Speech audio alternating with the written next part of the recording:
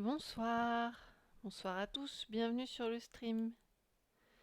Donc aujourd'hui, comme lundi dernier, on va suivre partie italienne, partie 3 cette fois, et on reprend les aventures de Louise. Installez-vous, servez-vous votre petite boisson chaude, on va recommencer. Hop. Moi je me mets au chaud. Il fait pas chaud ce soir. Oui, normalement vous m'entendez bien. Je vais m'en assurer aussi.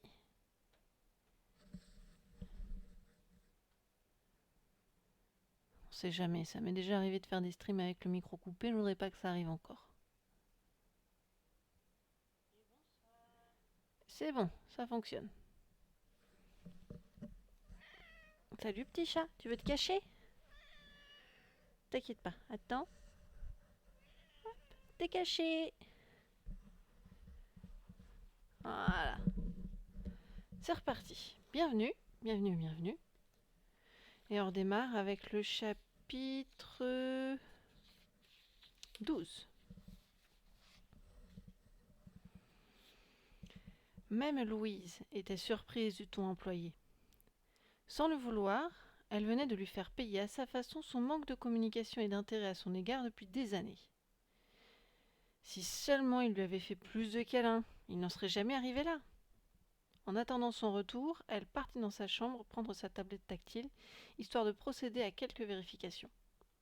Pour la troisième fois depuis son réveil, elle vérifia que l'échiquier désobéissant, trouvé la veille sur la plage, se trouvait toujours correctement dissimulé sous sa chemise de nuit, enfoui sous son oreiller rose, lui-même recouvert par la large couette.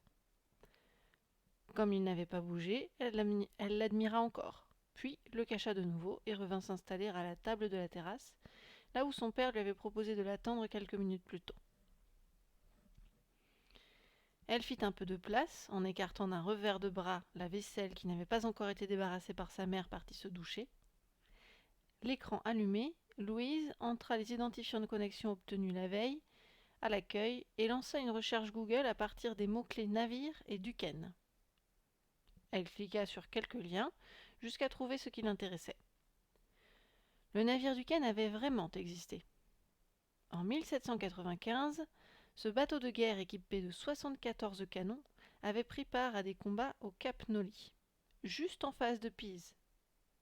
Capturée ensuite par les Anglais le 25 juillet 1803, l'embarcation avait été incorporée à la flotte britannique, pour être finalement détruite en 1805. C'était donc vrai cette histoire de navire. Célérine, qui n'avait pas Wikipédia, n'avait pas pu fabuler à ce sujet. Si elle disait vrai pour le navire, elle disait vrai pour la légende tout entière. Aucune remise en cause possible. Les dates correspondaient parfaitement avec celles de Filbert, qui pouvait tout à fait avoir été à bord de ce navire de guerre, ayant navigué au large des côtes génoises. Quant à son échiquier, il aurait très bien pu finir à la mer pour une raison qu'on ignore, et dériver jusqu'ici, à Pise, à l'autre extrémité du golfe. Oui, petit chat. Quelques minutes s'étaient écoulées lorsque son père arriva, un café à la main. Il l'interrompit dans son raisonnement. Elle leva les yeux. Alors, tu voulais qu'on parle aux légendes ce matin? Exactement, répondit Louise. C'est incroyable. On se croise tous les jours depuis des années et on ne s'est jamais parlé. C'est sûrement ma faute, mais je déplore aussi que tu t'enfermes systématiquement dans ta chambre. Toi non plus, tu ne cherches pas beaucoup le dialogue. C'est comme si on t'intéressait pas. Alors pourquoi cette question tout d'un coup? Eh bien, parce que ça me tracasse que tu ne m'aies jamais raconté d'histoire, et je me dis que c'est maintenant qu'on devrait assurer la continuité, toi et moi. Imagine seulement qu'il t'arrive quelque chose, je ne sais pas moi, un terrible accident. Eh bien tu serais plus en mesure de... Peu probable, dit Franck. À moins qu'une bande de requins affamés... ouais, ici on risque pas grand-chose, rajouta Lucas en se mêlant à la conversation. Oh, toi ça va, hein, on t'a pas sonné, répondit sa sœur. Retourne donc sur ton astéroïde. Oui, astéroïde parce qu'elle le compare au petit prince. Louise regarda de nouveau son père. Suppose que pour une raison ou pour une autre, tu ne sois plus en mesure de me raconter ces histoires. Qui le fera? De quoi j'aurai l'air devant mes enfants? Des siècles de légendes qui s'éteindraient, juste parce que tu n'as pas voulu qu'on en discute ici et maintenant. Louise poursuivait en le pointant d'un doigt accusateur, comme elle l'avait fait jadis avec sa grand-mère. Qu'est-ce qu'ils diront quand ils apprendront que c'est toi, Frank Waldeck, qui a mis fin à cette tradition? Ils risquent de ne jamais te le pardonner, tu sais. Ça va, interrompit Frank. Je l'ai, ton histoire. Ah, bah tu vois quand tu veux. Je me souviens effectivement d'une légende qui parlait d'un échiquier. Elle racontait que l'une de mes aïeules... Tu parles de Fénie, j'imagine, lança Louise sûre d'elle. Oui, celle qu'on surnommait Dicouliane et Galou. Elle avait un jour accueilli un enchanteur qui, pour la remercier de son hospitalité, mit tous ses pouvoirs de sorcier dans 3 objets posés sur la poutre de la cheminée, à Tiglas. Intéressant, dit Louise. Continue, ça m'intéresse. 3 objets aux formes géométriques bien particulières. Et comment tu sais tout ça? Ma mère, c'est Célérine qui m'a tout raconté, répondit Franck. Qui veux-tu que ce soit? La mémoire m'est revenue, plus particulièrement l'histoire de la lampe. Normal. C'est ma préférée. Franck s'ouvrait un peu. Pourtant, l'essentiel était ailleurs. Il aurait préféré parler de toute autre chose. Mais bon, pour ça, on verrait plus tard. Alors vas-y, raconte. C'est quoi cette histoire de lampe? Demanda Louise.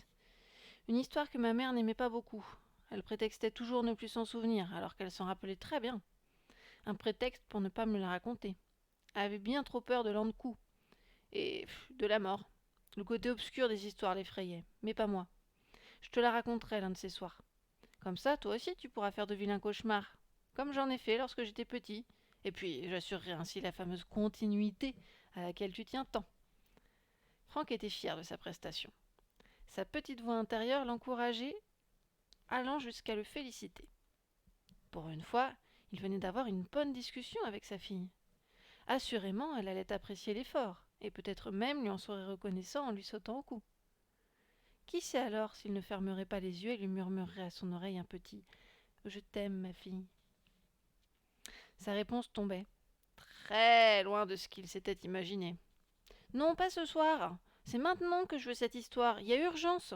On ne remet jamais au lendemain ce qu'on peut faire le jour même. Ah non, alors là, je ne suis pas d'accord. Pas maintenant, répondit Franck. On avait prévu hier d'aller visiter Pise, et je ne tiens pas à décevoir ta mère. Je fais tout mon possible pour la reconquérir. Je lui ai fait une promesse, et je tiens à la respecter. Laisse-moi du temps, Louise.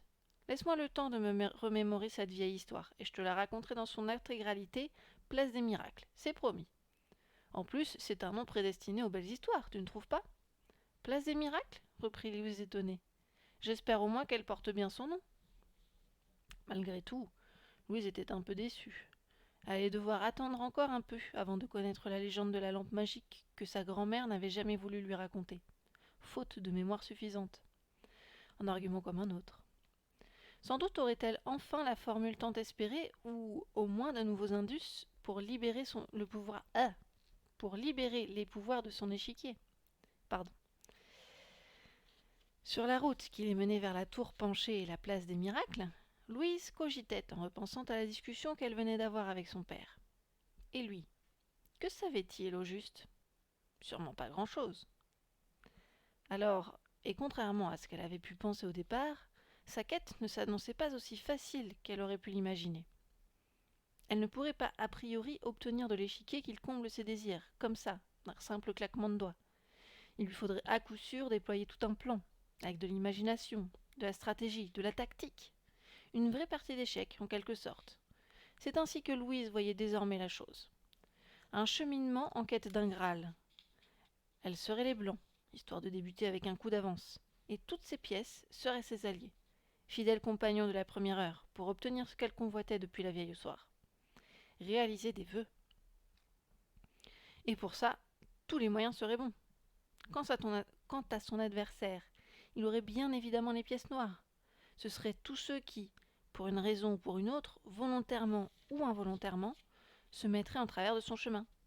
Son père, Célérine, le grimoire disparu, les Corrigans, accusés de larcin, et sûrement bien d'autres choses auxquelles elle ne pensait même pas encore. Autant de légendes à retraverser, comme autant de résistances qu'il faudra amenuiser et affaiblir jusqu'à l'obtention du précieux sésame.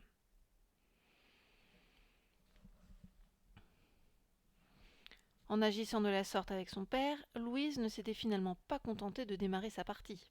Elle l'avait attaqué avec fougue et détermination, comme d'habitude. Métamorphosée pour la circonstance, guerrière dans l'âme, elle avait déjà porté un premier coup à son adversaire en lui faisant d'emblée concéder un avantage de visibilité, puisqu'on allait l'éclairer sur le troisième objet de la légende, donc elle ne savait encore rien. Mais aux échecs, une joueuse avertie et expérimentée comme Louise sait à quel point la détermination ne suffit pas pour gagner. Il faut aussi développer ses pièces en envisageant plusieurs attaques possibles. Consciente de ça, Louise tenait à engager au plus vite des forces sur l'aile bretonne, pour s'occuper de Célérine, à l'image de ce qu'elle avait planifié la veille au soir avant de s'endormir. Seul bémol sur ce côté-là de l'échiquier. 1300 kilomètres la séparaient de cet adversaire qui refuserait assurément de l'aider dans sa quête. Et puis, difficile de la joindre, hormis par courrier. Encore fallait-il qu'elle accepte d'y répondre, ce qui n'était pas le cas ces derniers temps. Impossible de s'imaginer pouvoir jouer à cette cadence, bien trop lente. Aux autres de s'adapter à son rythme de jeu, et non le contraire. Pour ce faire, une solution allait être vite trouvée. Utiliser des contacts sur place, des pièces fiables sur lesquelles elle pouvait compter. Sur cet échiquier virtuel, elle serait bien entendu la pièce la plus forte, la dame. Celle qui garde de la hauteur pour appréhender au mieux la situation.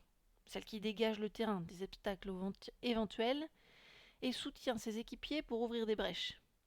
Celle qui aide à progresser, quelles que soient les difficultés rencontrées. Et enfin, celle qui prend toutes les décisions pour un seul objectif, gagner. Puisque les pions étaient, selon le grand maître Philidor, l'âme du jeu d'échecs, Louise décidait donc de les mettre en action au plus vite. Ce seraient ses deux meilleurs amis, deux petits pions censés progresser à l'ouest, sur l'aile d'âme de l'échiquier. Leur mission serait simple, gravir une à une toutes les cases menant au grimoire. Un parcours périlleux, sachant qu'elles croiseraient forcément Célérine sur leur chemin. Une pièce redoutable, compte tenu des rapports difficiles entretenus avec elle ces derniers temps. Il fallait pourtant passer à l'attaque sans perdre de temps. Dans cette partie jouée à l'aveugle, comme le font certains grands joueurs les yeux bandés, il fallait pourtant passer à l'attaque sans perdre de temps dans cette partie jouée à l'aveugle comme le font certains grands joueurs les yeux bandés. De développer ainsi ses pions d'entrée de jeu lui permettait aussi de libérer des espaces pour faire sortir d'autres pièces, bien plus lourdes, bien plus puissantes. Finalement, sa stratégie était simple. Engager chacun de ses atouts les uns après les autres, compte tenu de leurs forces et de leurs faiblesses, sans jamais s'investir personnellement. Du moins, pas en début de partie. Bien trop risqué. À l'aide de petits messages électroniques, suffisamment bien tournés, Louise distillerait ses ordres à distance et inciterait ainsi ses amis à progresser sans se rendre compte du danger à évoluer en terrain hostile. Ce qu'elle fit immédiatement. Vous devez absolument me récupérer le grimoire à Tiglas. J'en ai besoin. Je viens de retrouver l'échiquier de Filbert. Croyez-moi, vous ne le regretterez pas. Voilà. Louise venait de jouer un excellent coup. Une sorte d'attaque au rayon X, à dire d'expert. En envoyant les filles chez Célérine, la grand-mère validerait non seulement la perte du grimoire dans le sous-bois, mais raconterait aussi tout ce qu'il faut d'histoire et de légende pour que les filles réalisent à quel point la découverte de leur ami s'avère extraordinaire. D'une pierre deux coups. En prenant soin de peser chaque mot comme une suite de coups logiques, il n'y avait plus qu'à espérer et attendre de voir comment évoluerait la situation. Surtout, ne pas en dire plus. Ne pas répondre à d'hypothétiques questions. Ne pas se dévoiler. Juste attendre impassiblement que l'autre joue à son tour. Une attente propice aux doutes et aux questions. Un temps que Louise n'aimait pas beaucoup, mais qu'il fallait accepter. C'était la règle du jeu. Patience. Le message envoyé, Louise n'en finissait plus de regarder d'un œil son portable, qui n'affichait pas encore de réponse en provenance de Bretagne, et de l'autre son père, occupé à se stationner près de la place des Miracles. Ne supportant pas de ne pas rejouer aussi rapidement qu'elle l'aurait voulu, Louise s'interrogeait sur le bon fonctionnement de son Samsung blanc qui ne bipait toujours pas pour lui annoncer la réception d'un nouveau message. Pourtant, les filles étaient plutôt réactives d'habitude. Prise de doute, elle s'adressa à sa mère. Tu pourrais m'envoyer un texto pour vérifier que mon portable fonctionne correctement malgré les changements d'opérateur? Nolwenn ne répond pas à mes messages, c'est bizarre. Bien sûr, s'est demandé si gentiment. Dans la minute qui suivit, un bip retentissait. Un texto venait d'arriver. Mais ce n'était pas celui qu'elle espérait. Sa mère lui faisait une bise. Une bise électronique, évidemment.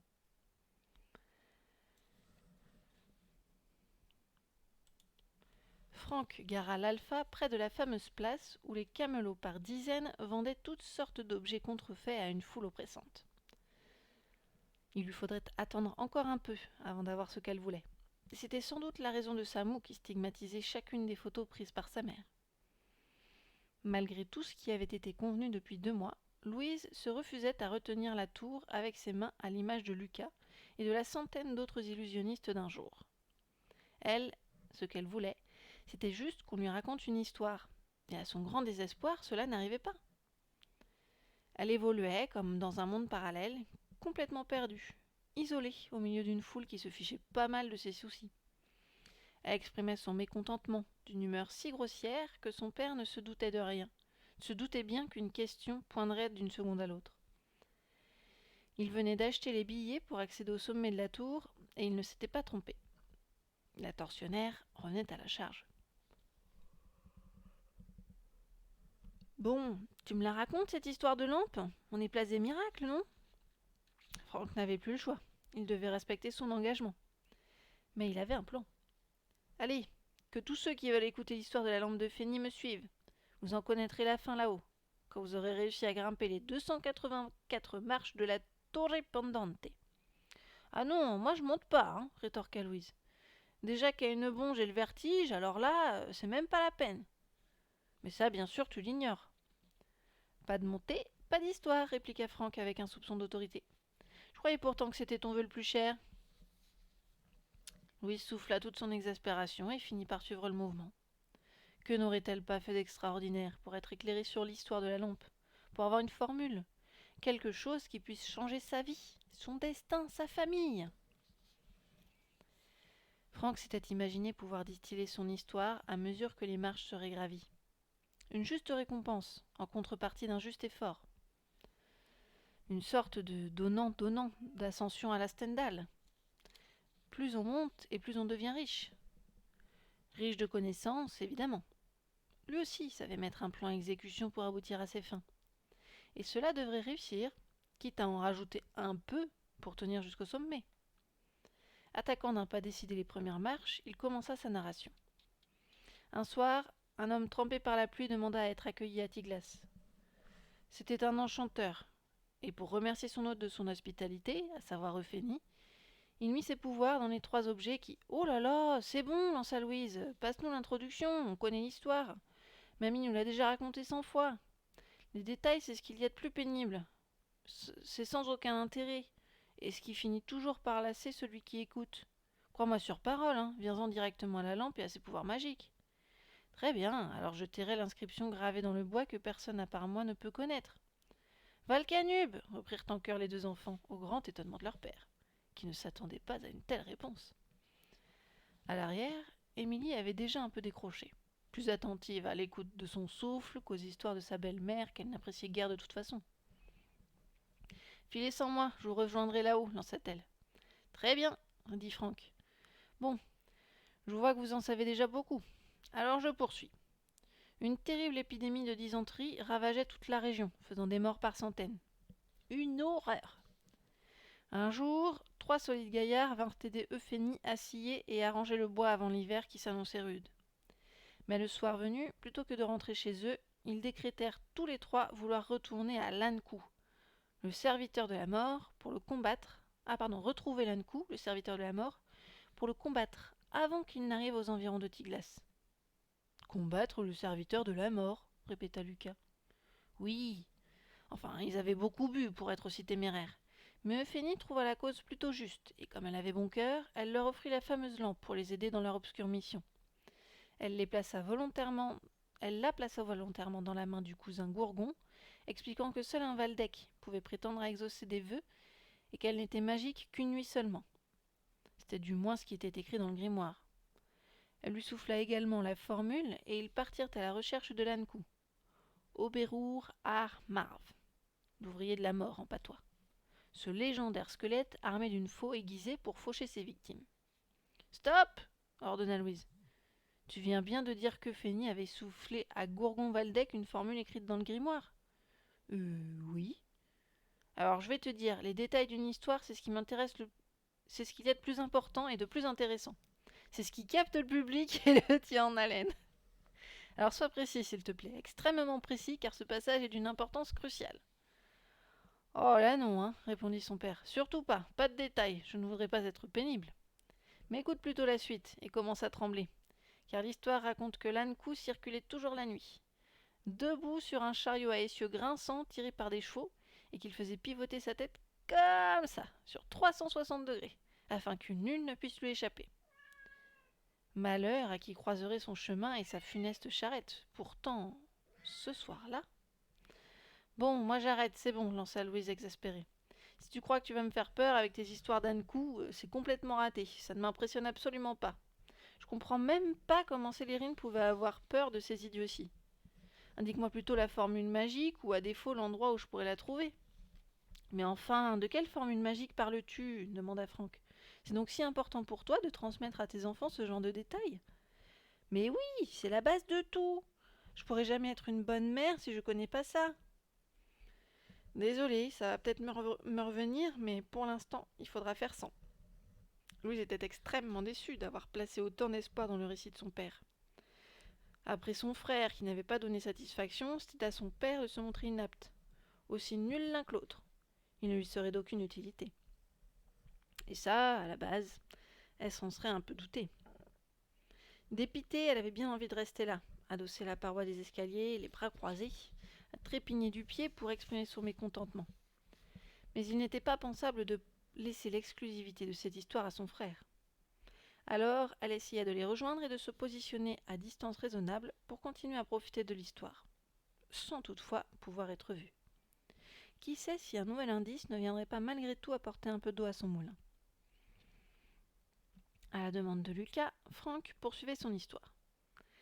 En chemin, Gourgon fit un vœu, trouver l'Ankou pour le combattre. La lampe magique s'alluma et traça au sol des flèches vertes émeraudes. Il n'y y avait plus qu'à suivre la direction indiquée. Après 2 heures de marche, ils croisèrent un vieillard sorti d'on ne sait où. « C'était l'Ankou qui s'était déguisé, pas vrai ?» suggéra Lucas.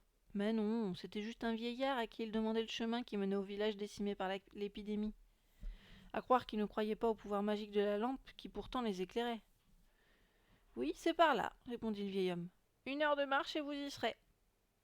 C'est là que vous trouverez la mort. Faites-moi confiance. » Quelques kilomètres plus tard, ils étaient dessoulés, et plus aucun des 3 n'était suffisamment hardi pour vouloir combattre l'Ankou. Mais puisqu'ils étaient en possession d'un objet magique, autant s'en servir. Et pour le coup, ils firent un second vœu, celui de trouver un trésor. Une nouvelle fois, la lampe s'éclaira pour les guider quand soudain, alors qu'ils ne s'y attendaient pas du tout, le téléphone de Louise bipa. Une petite sonnerie, interrompant Franck dans son élan. La réponse tant espérée de Nolwenn apparaissait enfin à l'écran. « Contente que tu sois bien arrivée en Italie. On n'y comprend rien à ton message, mais on part à vélo chez Célérine. Ça va nous sortir, ici on s'ennuie un peu. » À ce qu'elle pouvait lire, les filles acceptaient d'entrer dans la partie, en faisant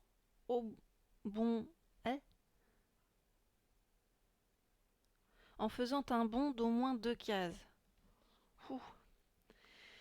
Elles entamaient un long parcours qui les mènerait, malgré les difficultés, tout en haut de l'échiquier sur lequel elles évolueraient virtuellement. Malgré des douleurs au mollet, Louise profita d'un sursaut de courage pour recoller à son père qui poursuivait sa narration. Bref, je te passe les détails. Arrivés au pied du gros arbre en question, leur second vœu semblait avoir été réalisé, puisqu'un gros coffre scintillait d'or. Ils venaient de mettre la main sur un trésor inestimable. Et comme il eût été inconcevable de mourir maintenant, un 3e vœu s'imposait avant que le jour se lève. Surtout, ne plus rencontrer l'Ankou, l'ouvrier de la mort. Et leur vœu fut exaucé. Épuisés, ils s'endormirent au pied du coffre. Lorsque l'horreur apparut, ils étaient non seulement vivants, mais en plus ils étaient riches, et n'avaient plus qu'une seule envie, trinquer et boire à la découverte miraculeuse faite pendant la nuit. Mais aucun des trois ne voulut quitter le trésor pour se rendre au village et acheter un peu de vin. « Tu m'étonnes, j'aurais fait pareil, dit Lucas. Moi aussi j'aurais bien bu quelque chose. Il fait vraiment trop chaud ici. » Je vous relis la phrase telle qu'elle est écrite. « Moi aussi je boirais bien bu quelque chose. » Alors ils tirèrent à la courte paille, et ce fut le cousin Gourgon qui perdit. Sur le chemin du retour, il eut une idée. Normal, c'était un Valdec. Mettre un peu de poison dans sa gourde pour garder pour lui tout seul le coffre plein de richesses. Mais ce qu'il ne savait pas, c'est que de leur côté, les deux compagnons d'aventure élaboraient un plan similaire. Le tuer, pour partager en deux seulement le fameux butin. Et quand le Gourgon arriva au pied de l'arbre, il mourut étranglé par les deux autres, qui s'empressaient bien vite de trinquer à leur moitié de trésor en ingurgitant tout le contenu de la gourde. « Moi aussi je suis mouru, lança Lucas en franchissant la dernière marche, complètement éreinté par l'ascension. J'aurais jamais cru pouvoir monter jusqu'ici. Heureusement qu'il y avait ton histoire pour me faire avancer. » Louise leur emboîtait le pas. « Mais ne me dis pas que l'histoire s'arrête comme ça, aussi bêtement. »« Oh non, je n'ai pas dit ça, précisa Franck. Il y a une suite. »« Ah bon, je préfère, répondit Louise en soufflant un grand coup. J'ai pas fait tant d'efforts pour si peu. »« Je n'ai peut-être pas de formule, mais il y a une fin, répondit Franck. Une morale, où chacun comprendra ce qu'il a envie de comprendre. » Lorsque le vieillard arriva près de l'arbre et vit 3 cadavres, il s'exclama. « Je les avais pourtant bien prévenus que ce serait ici qu'ils trouveraient la mort. » Alors moi, conclut Lucas, ce que je comprends, c'est qu'à force de faire des vœux, ils ont tous fini par mourir. Exactement comme dans l'histoire du moulin à café que nous racontait autrefois mamie.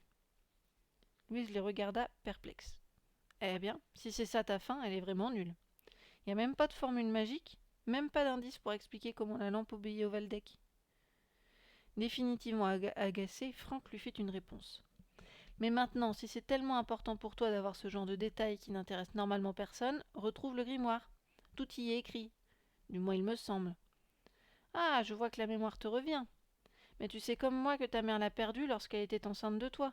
Il paraît même que ce sont les Corrigans qui lui ont volé. Eh bien, si ce sont les Corrigans qui lui ont volé le grimoire, tu n'as qu'à leur demander.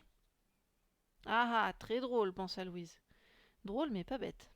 Encore faut-il que Célérine confirme cette version, ce qu'elle devrait normalement faire avec les filles. Pensant à ce qu'elle venait de dire à son père, Louise s'éloigna en direction d'une table d'orientation. Franck ne parlait plus qu'à son fils. Oui, à chacun sa morale. Ta grand-mère me disait toujours que c'est à cause de la malédiction d'Arwen qu'ils étaient tous morts. Arwen, reprit Lucas. Mais c'est qui celui-là? Mamie ne nous en a jamais parlé. Normal. Ma mère n'aurait jamais osé évoquer son nom. Pas plus que celui de Lon'qu. Simple question de superstition. Si Louise avait su, elle serait restée jusqu'au bout de l'histoire pour profiter de chaque détail, plutôt que de partir dédaigneuse comme elle venait de le faire pour rejoindre sa mère qui arrivait enfin en haut des escaliers. Ça lui aurait évité bien des complications, bien des malheurs. J'espère que tu as apprécié l'histoire de ton père, pour une fois qu'il accepte d'en raconter une. Bof, il a surtout parlé pour ne rien dire, et moi j'ai vraiment l'impression d'être montée pour rien. Dépitée, mais pas abattue, Louise pensait à son plan B. Finalement, elle avait eu bien raison d'engager une offensive sur l'aile bretonne. Ce serait cette attaque-ci qui finirait par payer. Même son père le concéderait. Mais où en étaient les filles? Elles étaient arrivées chez Célérine? Louise regarda à nouveau son portable. Il ne captait plus. Alors, histoire de dire qu'elle ne l'avait pas sorti pour rien, elle prit quelques photos.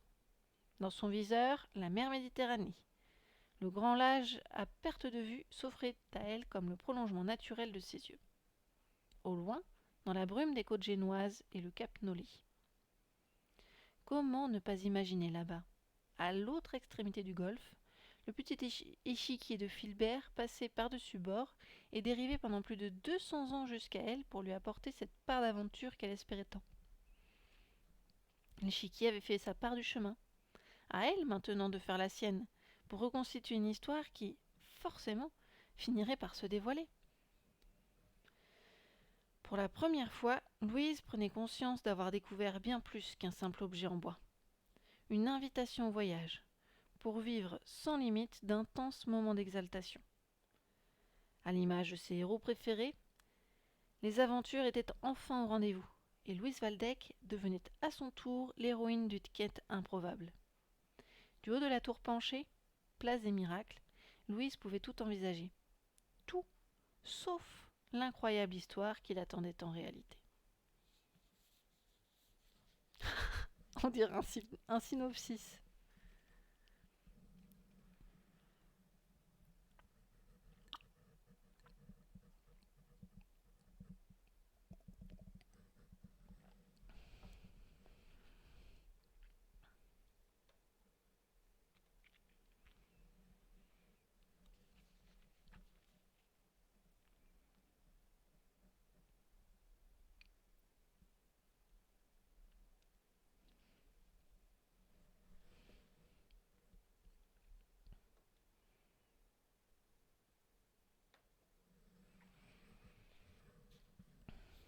Chapitre 14.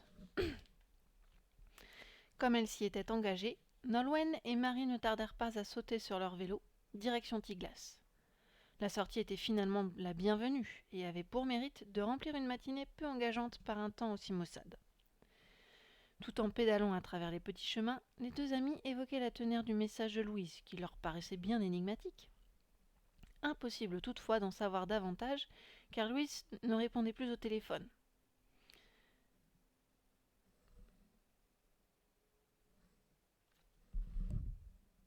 Eh ben, il en fait du bruit cet ordinateur. Car Louise ne répondait plus au téléphone. Peut-être qu'elle ne captait plus, tout simplement. Désespérées, elles avaient cherché à la joindre à plusieurs reprises pour en savoir plus, mais tombaient systématiquement sur sa messagerie vocale. Le texto envoyé par Louise était peu banal, pour ne pas dire intrigant. Une petite phrase toute simple, constituée de petits mots connus, mais qui, mis bout à bout, rendait le tout incompréhensible. Elle y mentionnait avoir retrouvé l'échiquier de Filbert et vouloir récupérer le grimoire de Célérine. Sans rien comprendre à ce charabia, elle s'était exécutée. Au fil de leurs interrogations, une même sensation les envahissait pourtant, celle de porter une lourde responsabilité et d'avoir été investie d'une mission importante. Elle se devrait d'assurer d'être digne de confiance et d'être à la hauteur. Alors, de partir ainsi à l'aventure les comblait de joie. Séduite et exaltée par le scénario, elle pédalait avec ardeur face au vent qui soufflait fort sur le petit chemin côtier. En redescendant de la tour, Louise ne pensait plus qu'à ses amis. Son corps était en Italie, mais son esprit vagabondait en Bretagne. Elle les imaginait, œuvrant à sa quête, sur tous ces chemins qu'elle connaissait par cœur pour les avoir arpentés pendant des années. Elle pensait à Nolwenn.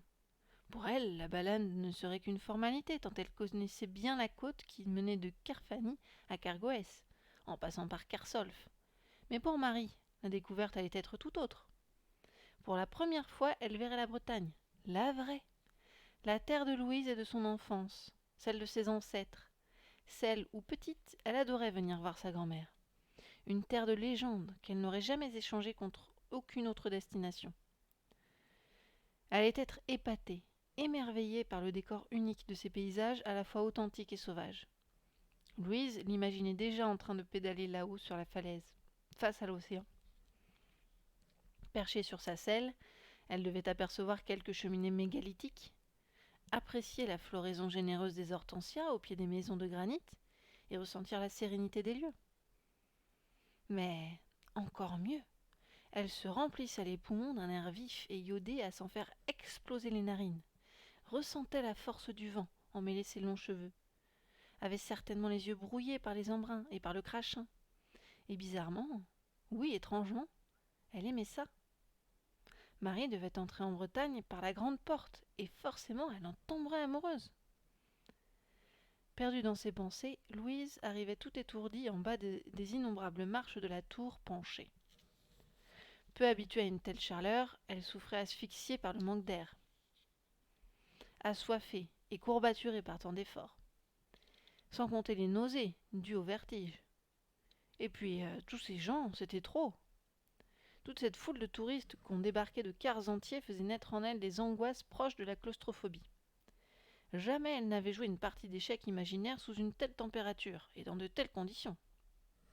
Pourtant, concentrée et sérieuse, elle réajustait son joli chapeau de paille, s'épongeant le front d'un revers de bras, respirait un grand bol d'air chaud et marchait quelques pas en admirant la tour dans son intégralité. Tout faire pour ne pas perdre ses moyens et rester concentrée sur l'objectif fixé. Son caprice était terminé. Elle acceptait finalement de poser d'abord pour sa mère, puis pour ce dessinateur le temps d'un croquis au fusain. Une occasion d'immortaliser le moment, et surtout le lieu qui allait marquer le tournant de sa vie.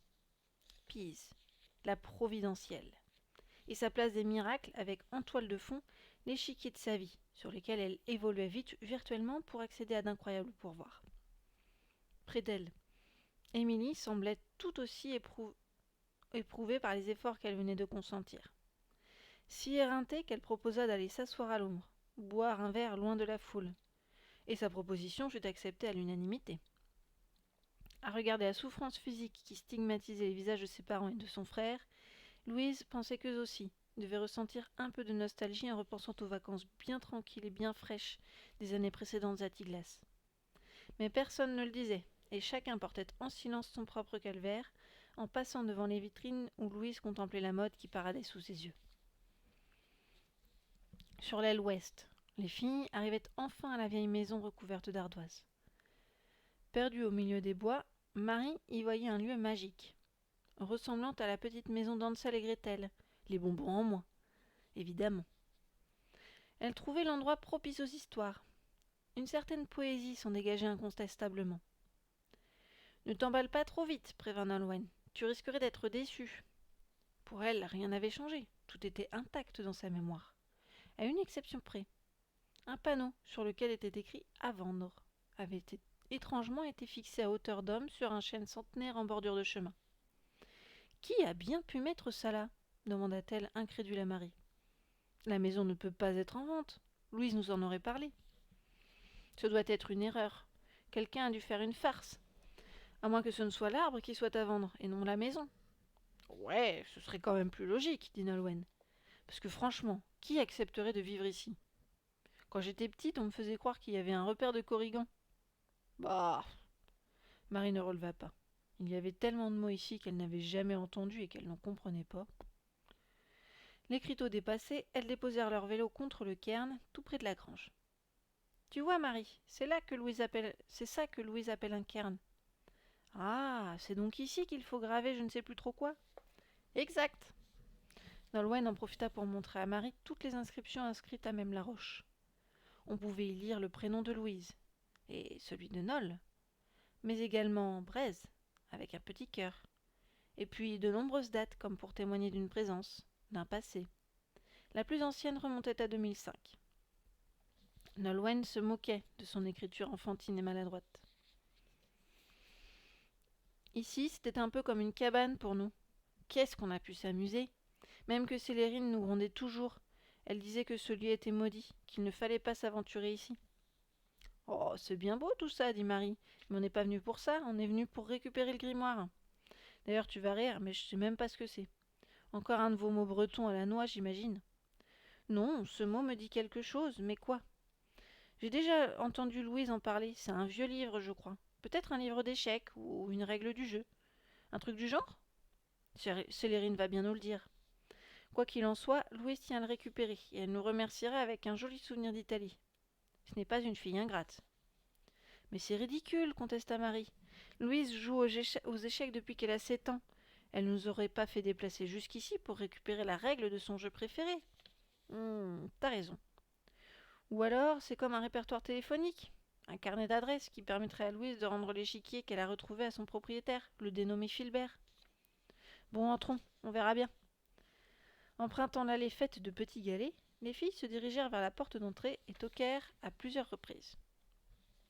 Après quelques minutes, Célérine apparaissait enfin dans toute sa splendeur sur le seuil de la porte. À cet instant précis, toute idée de poésie fut parue inappropriée à Marie qui découvrait la vieille femme pour la première fois. Qu'elle était laide ! La réalité dépassait la fiction, et la caricature qui lui en avait été faite par Nolwenn, Pourtant, la discussion s'engagea. Bonjour Célérine, vous me reconnaissez, n'est-ce pas? C'est moi, Nolwenn, l'amie de Louise. Mais oui, mais qu'est-ce que tu as grandi? Nolwenn acquiesça en souriant poliment. Elle tendit les bras pour présenter celle qui se tenait à ses côtés, la bouche encore entr'ouverte de stupéfaction. Et voilà Marie, c'est une amie de Louise. On est dans la même classe et on profitait de nos vacances pour vous rendre une petite visite. Oh, ce que vous êtes gentille. Par contre, si vous êtes venu voir Louise, vous allez être drôlement déçu. Figurez-vous qu'elle n'a pas voulu venir cette année. Elle m'a écrit fin mai pour m'annoncer qu'elle m'adonnait. Oh là, je pense que le mot c'était abandonner. Parce que qu'elle m'adonnait, ça n'a rien à voir.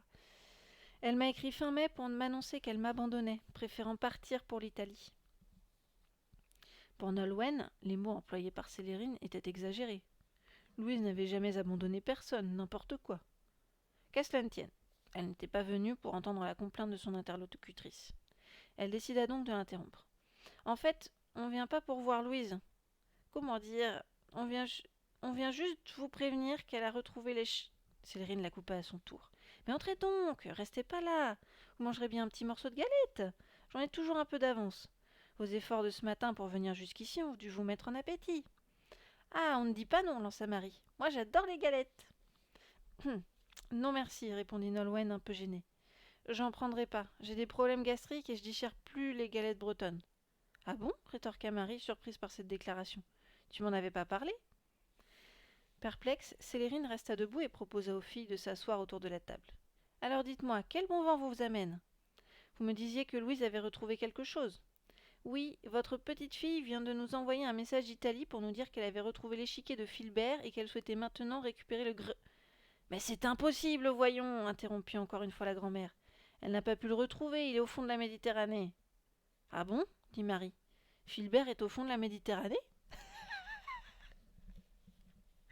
Sur ces mots, la grand-mère se mit à rire, laissant apparaître sa bouche complètement édentée. Ce qu'on venait de lui dire à propos de l'échiquier était si absurde qu'elle pensa à une plaisanterie. Oh, ce que vous êtes drôle. C'est un peu comme si vous m'annonciez qu'on avait retrouvé l'épave du Titanic. L'épave du Titanic? Répéta Marie. Mais on l'a retrouvée, il y a déjà bien longtemps, pas vrai, Nol? Je sais pas, j'ai pas vu le film. Nolwenn lui donna quelques coups de genoux discrets et lui chuchota. Je sais bien qu'on l'a retrouvée, je ne suis quand même pas stupide, mais arrête de la ramener à tout bout de champ et cesse de la contredire, laisse-la parler. Nolwenn répondait à Célérine. Non, c'est pas une blague, elle l'a vraiment. Elle l'a peut-être tout simplement repêchée en faisant du bateau ou en faisant de la plongée sous-marine. Puis c'est pas ça le problème, c'est le grimoire qu'elle demande. Le grimoire? Mais pourquoi me demande-t-elle le grimoire? Oh, je sais pas, moi, répondit Marie. Sûrement pour entrer en contact avec Filbert et lui rendre son échiquier. Entrer en contact avec Filbert? Mais vous n'êtes pas sérieuse, il est mort depuis 200 ans. Elle a dû attraper un sacré coup de soleil pour vous raconter autant d'âneries. Croyez-moi, elle aurait mieux fait de venir en vacances à Tiglas. Ici, au moins, pas de risque d'insolation. Petite anecdote pour dire que, si, j'ai déjà fait une insolation dans le sud de la Bretagne. Si.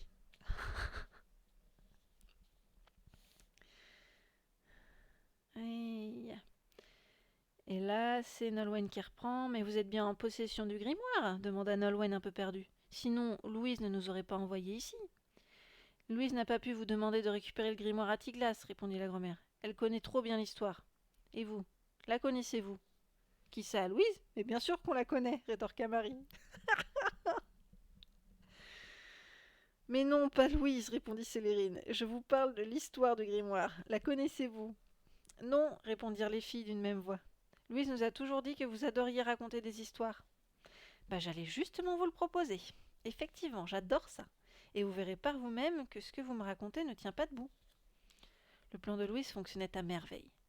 C'était aussi ça, être un bon stratège. Savoir anticiper les coups de l'adversaire.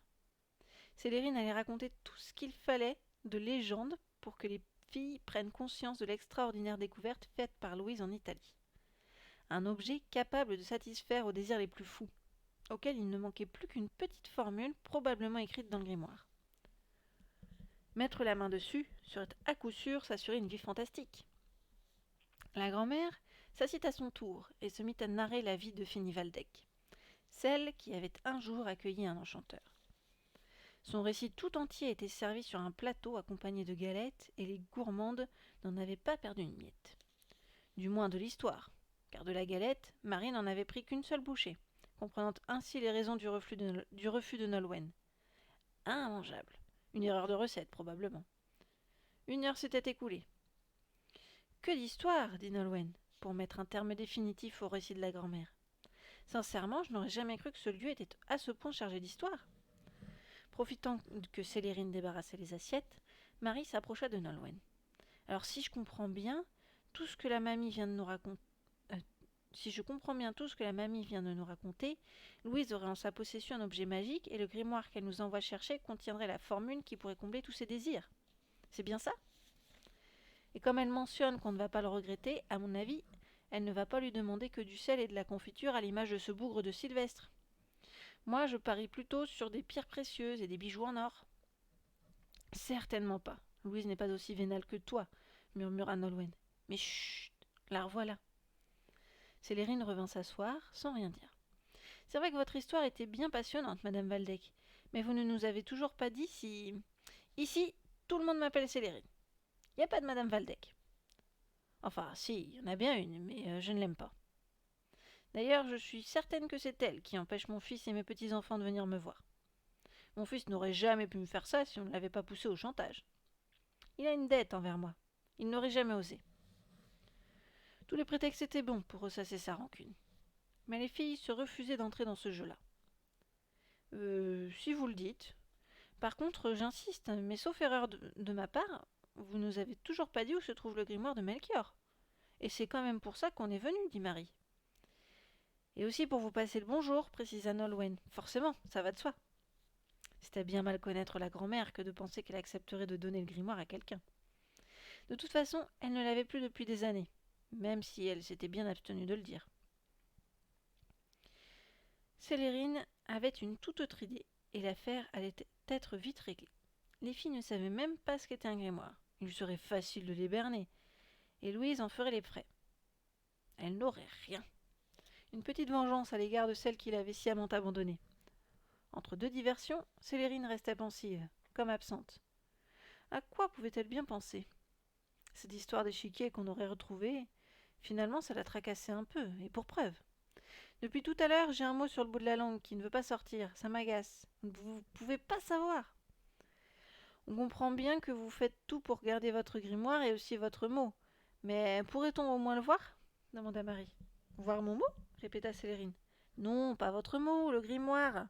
On aimerait le voir, simple question de curiosité, précisa Nolwenn. À défaut de repartir avec, on aurait au moins la formule magique.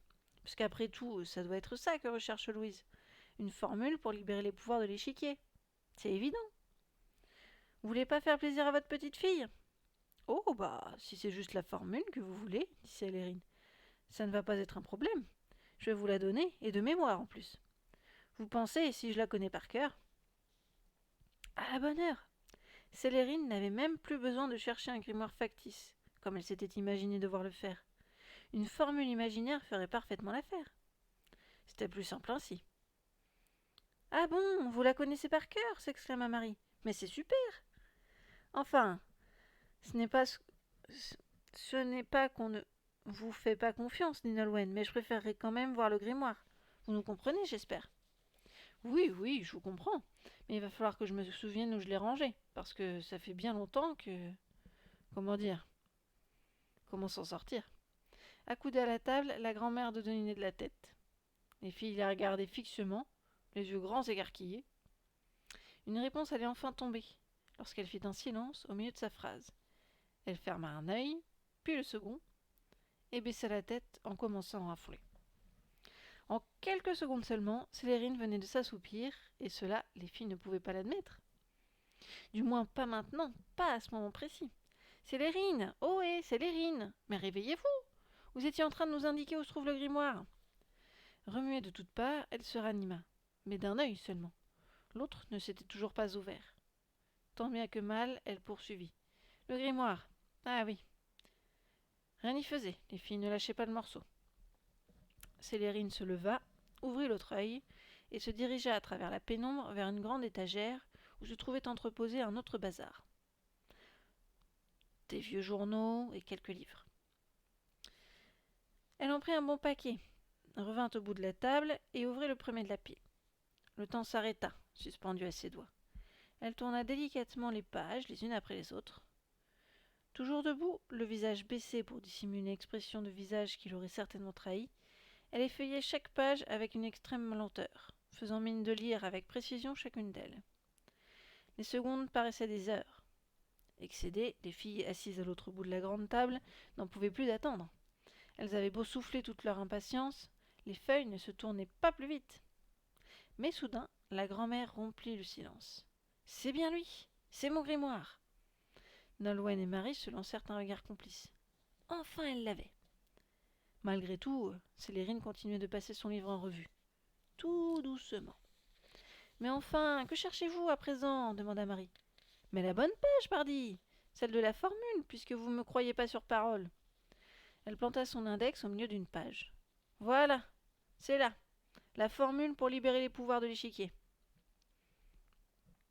Célérine se délectait à l'avance de la supercherie qu'elle réservait à ses hôtes. Pendant ce temps, les filles se réjouissaient de l'évolution de la situation. La grand-mère donnait enfin la précieuse formule. Elle commença sa lecture en prenant soin d'ajuster ses lunettes en forme de demi-lune sur son nez. « Attendez, je vais noter, dit Nolwenn en sortant de sa poche un petit calepin et un stylo. Alors, commencez par diluer 15 grammes de levure dans 25 centilitres d'eau tiède. Puis, creusez un puits dans 450 grammes de farine de blé. Incorporez la levure diluée. » Étonnés par ces mots, qui ne ressemblaient en rien à ceux d'une formule magique, Nolwenn et Marie se levèrent précipitamment et firent en 3 pas le tour de la table pour s'approcher de la grand-mère. Marie lui arracha le livre des mains et regarda la couverture. « Mais dites donc, Célérine, c'est pas votre grimoire que vous nous lisez, c'est la recette du Queen-Yaman. Vous vous fichez bien de nous, on dirait.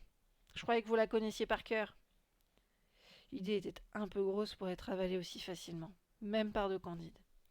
La grand-mère n'avait pas réussi son coup. Fichtre! Elle n'avait plus le choix à présent. Elle avait tout tenté.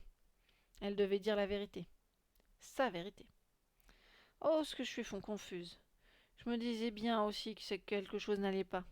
J'ai confondu une recette que je connais par cœur avec une formule totalement oubliée. Et pour cause, j'ai plus le grimoire depuis bien longtemps. Ce sont les Corrigans qui me l'ont volé. Ah, Saint-Gildas, croyez-moi, c'est pas bon de vieillir. Des Corrigans, quoi ? Reprit Marie en entendant ce mot pour la seconde fois. Mais c'est quoi au juste des insectes ?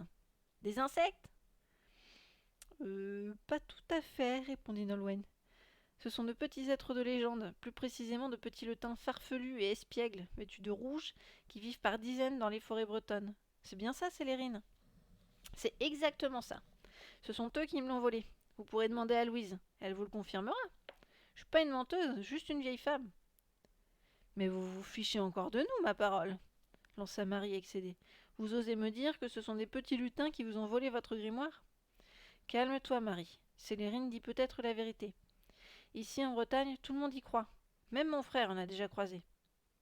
Ah bon ? Bon alors, qu'est-ce qu'on attend pour aller les voir ? Dit Marie en se levant brusquement. Mais on ne peut pas y aller comme ça, répondit Nolwenn. Ils sont dangereux et ils sortent que la nuit. Oui, c'est vrai, lança Célérine.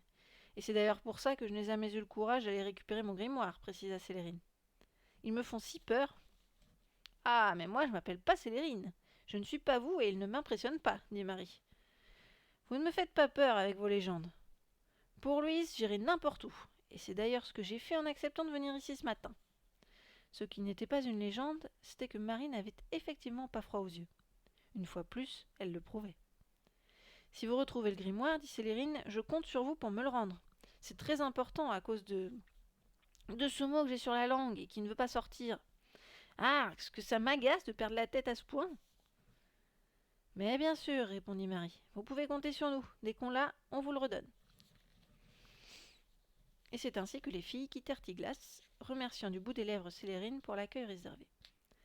Elles se dirigèrent vers le cairn afin d'y récupérer leur vélo, quand soudain la grand-mère les interpella une nouvelle fois. Faites attention à ne pas trop vous approcher près du cairn, il porte malheur.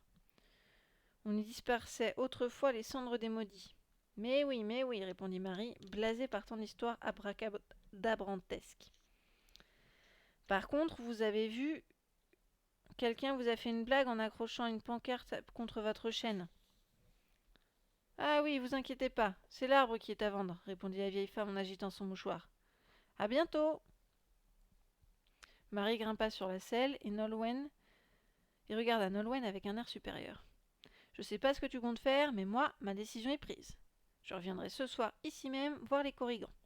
Et tant pis si je comprends rien à vos légendes, à vos maudits et à vos arbres à vendre. Chapitre 15. Les filles s'éloignaient de la bâtisse recouverte d'ardoises. Sous le regard ému de Célérine, heureuse qu'on soit venu lui rendre une petite visite, c'est en fermant la porte que le mot qu'elle avait sur le bout de sa langue depuis plus d'une heure, le seul à vouloir rester avec elle ce matin-là, accepta enfin de sortir.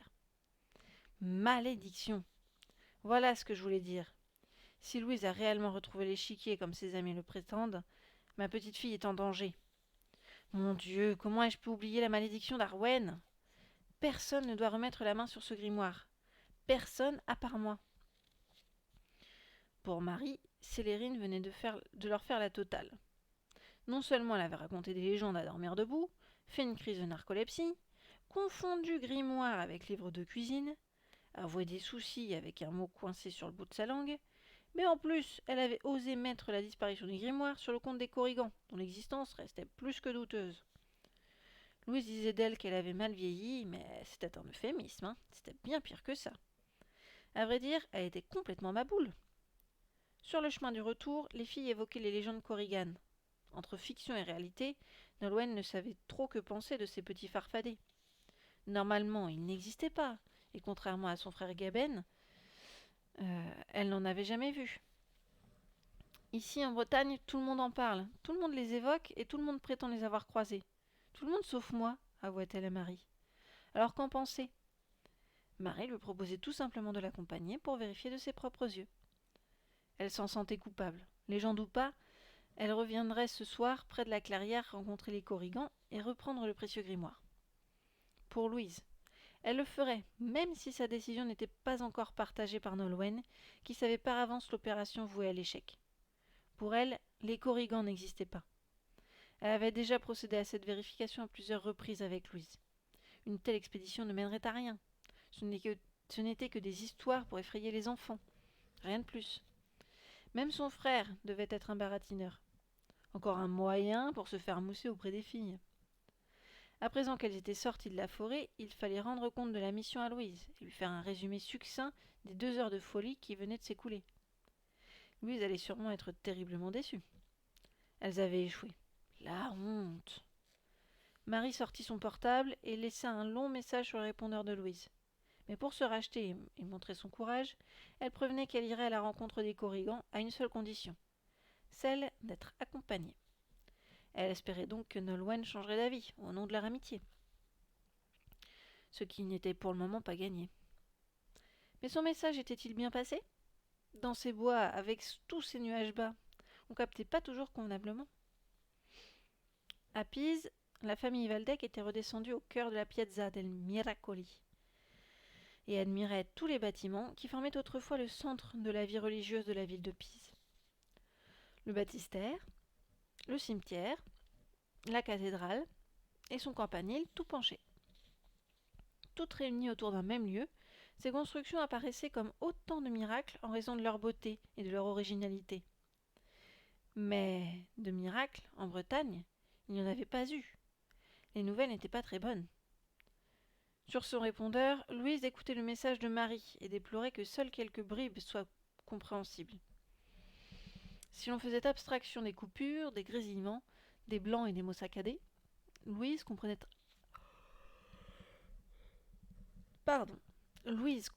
approximativement qu'un corrigan narcoleptique avait perdu le mot qu'il avait sur la langue en mangeant un morceau de Quiggaman au bord du Titanic.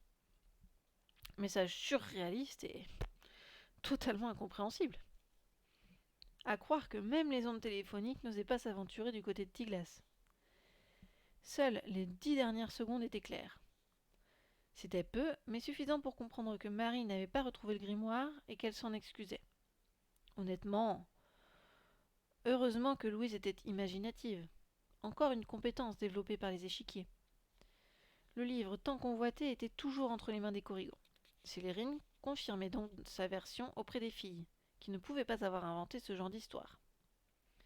La réponse de Louise ne se fit pas attendre. Il ne fallait surtout pas abandonner. Il fallait y aller. Elle ne le regretterait pas. Contrairement à ce qu'elles avaient pu imaginer, Louise n'était pas particulièrement déçue. Certes, elle n'avait pas tellement progressé, mais c'était désormais à son tour de jouer. Et quel que soit l'échiquier, c'était son moment préféré. Sa bonne connaissance du jeu et de ses pièces, avec leurs points forts et leurs points faibles, lui était précieuse.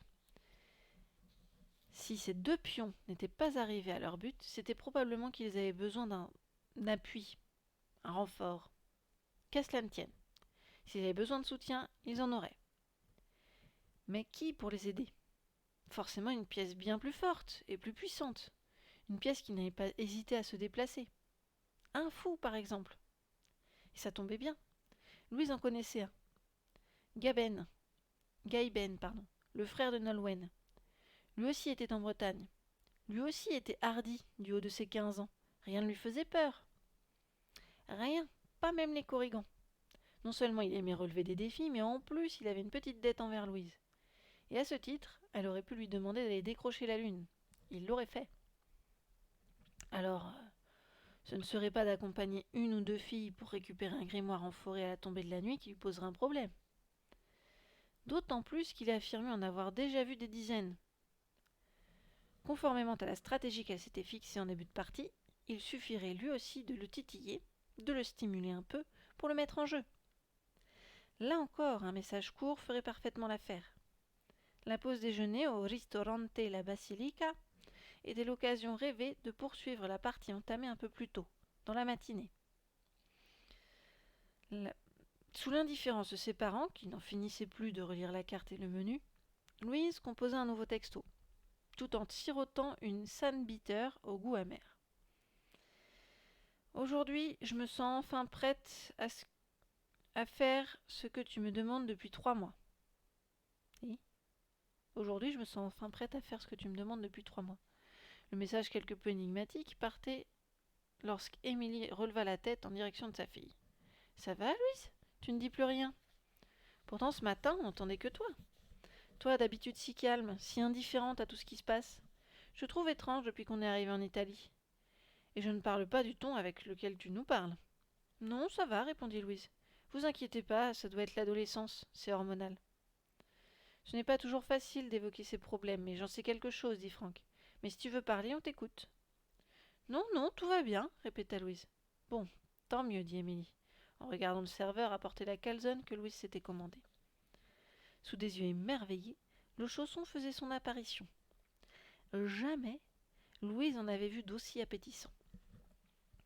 Louise comprit spontanément que l'Italien n'était pas seulement expansif, il était aussi fin gastronome. Et pour cause. Tous les plats qu'on servait aux tables depuis leur arrivée paraissaient tous plus savoureux et plus généreux les uns que les autres. Le sien l'était aussi. En ouvrant sa pizza avec un couteau bien acéré, une fumée chaude s'en échappa, laissant apparaître un mélange jambon-tomate-mozzarella qu'elle devinait forcément excellent. Les premières bouchées ne démentaient pas son premier jugement. C'était exquis. Il ne manquait qu'une petite touche finale pour donner à ce plat toute sa dimension. Juste un détail pour le sublimer. Et la réponse de Gaiben, qui s'affichait à présent à l'écran, fit parfaitement l'affaire. « Génial! Pour ça, je serai prêt à tout. Mais que dois-je faire en échange ?» Pour le coup, le plat lui parut divin. Et Louise, qui se contentait en général d'une demi-portion, n'en laissa pas une miette. Repue, elle regardait les clients prendre du plaisir et souriait à chacun d'eux avec une amabilité qu'on ne lui connaissait guère ces derniers temps. Comme si chaque coup sur son échiquier la rendait heureuse. Louise était aux anges et ne pensait plus qu'à son fou, qui allait à son tour entrer dans la partie. Gaiben acceptait de sortir et son efficacité allait être redoutable sur toutes les cases et où les pions ne pouvaient s'aventurer seuls. Puisqu'il sortait avec Sandra, de lui avoir fait croire que la photo où il avait été pris en flagrant délit en train d'embrasser Jody serait effacée du portable de Louise, l'avait fait réagir. Et vite. Que n'aurait-il pas fait pour se débarrasser d'une preuve aussi compromettante? Dans un premier temps, son rôle consisterait à persuader les filles de se rendre à la nuit tombée dans la clairière, et aussi de les accompagner pour reprendre le grimoire dérobé par les Corrigans. Louise, qui s'était jurée de ne jamais aller dans les bois à la rencontre de ces êtres de légende, y envoyait sans aucun scrupule ses amis. L'idée qu'on obéisse à ses plans la faisait rayonner, et son bonheur transpirait sur son visage. Une Louise radieuse, aux anges. À croire que les intenses moments d'émotion qu'elle vivait depuis peu y étaient pour beaucoup. À la fin du déjeuner, un autre serveur, plus jeune que le premier, apporta sur un plateau 2 petits verres de limoncello. Émilie et Franck les burent d'un petit coup sec. Un vrai délice, cette liqueur de citron, déclara Émilie. L'homme, un beau brun ténébreux, fit un petit rictus de satisfaction, puis déposa l'addition en se retournant vers Louise. Elle, qui n'avait jamais vraiment été attirée par les garçons, qu'elle trouvait bête et inintéressante au possible, le dévisagea et se plut à lui répondre en souriant à son tour. L'Italien n'était pas qu'expansif ou fin gastronome. Il était aussi beau garçon, charmeur et bien habillé. Elle était aux anges. Louise se découvrait pour la toute première fois une certaine sensibilité, un pouvoir inestimable auquel elle n'avait jamais fait attention. Le pouvoir de séduction. Un détail supplémentaire prouvant qu'une mue s'opérait enfin. Fini la petite blondinette. Une nouvelle Louise Purnévy. Une ado dans toute sa splendeur. Un peu mal dans sa peau et forcément en quête d'amour.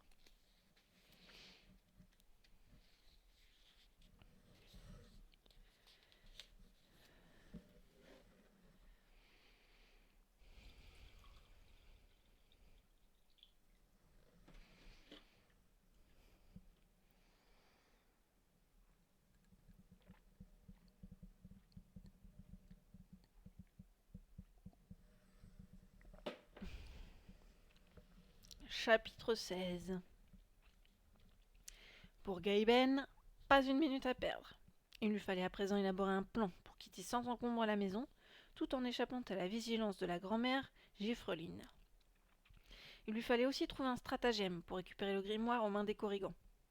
Vaste programme. Mais il était courageux, et voulait que ça se sache. Qu'on arrête définitivement de le prendre pour un niais, parce qu'il avait un jour prétendu avoir rencontré toute une bande.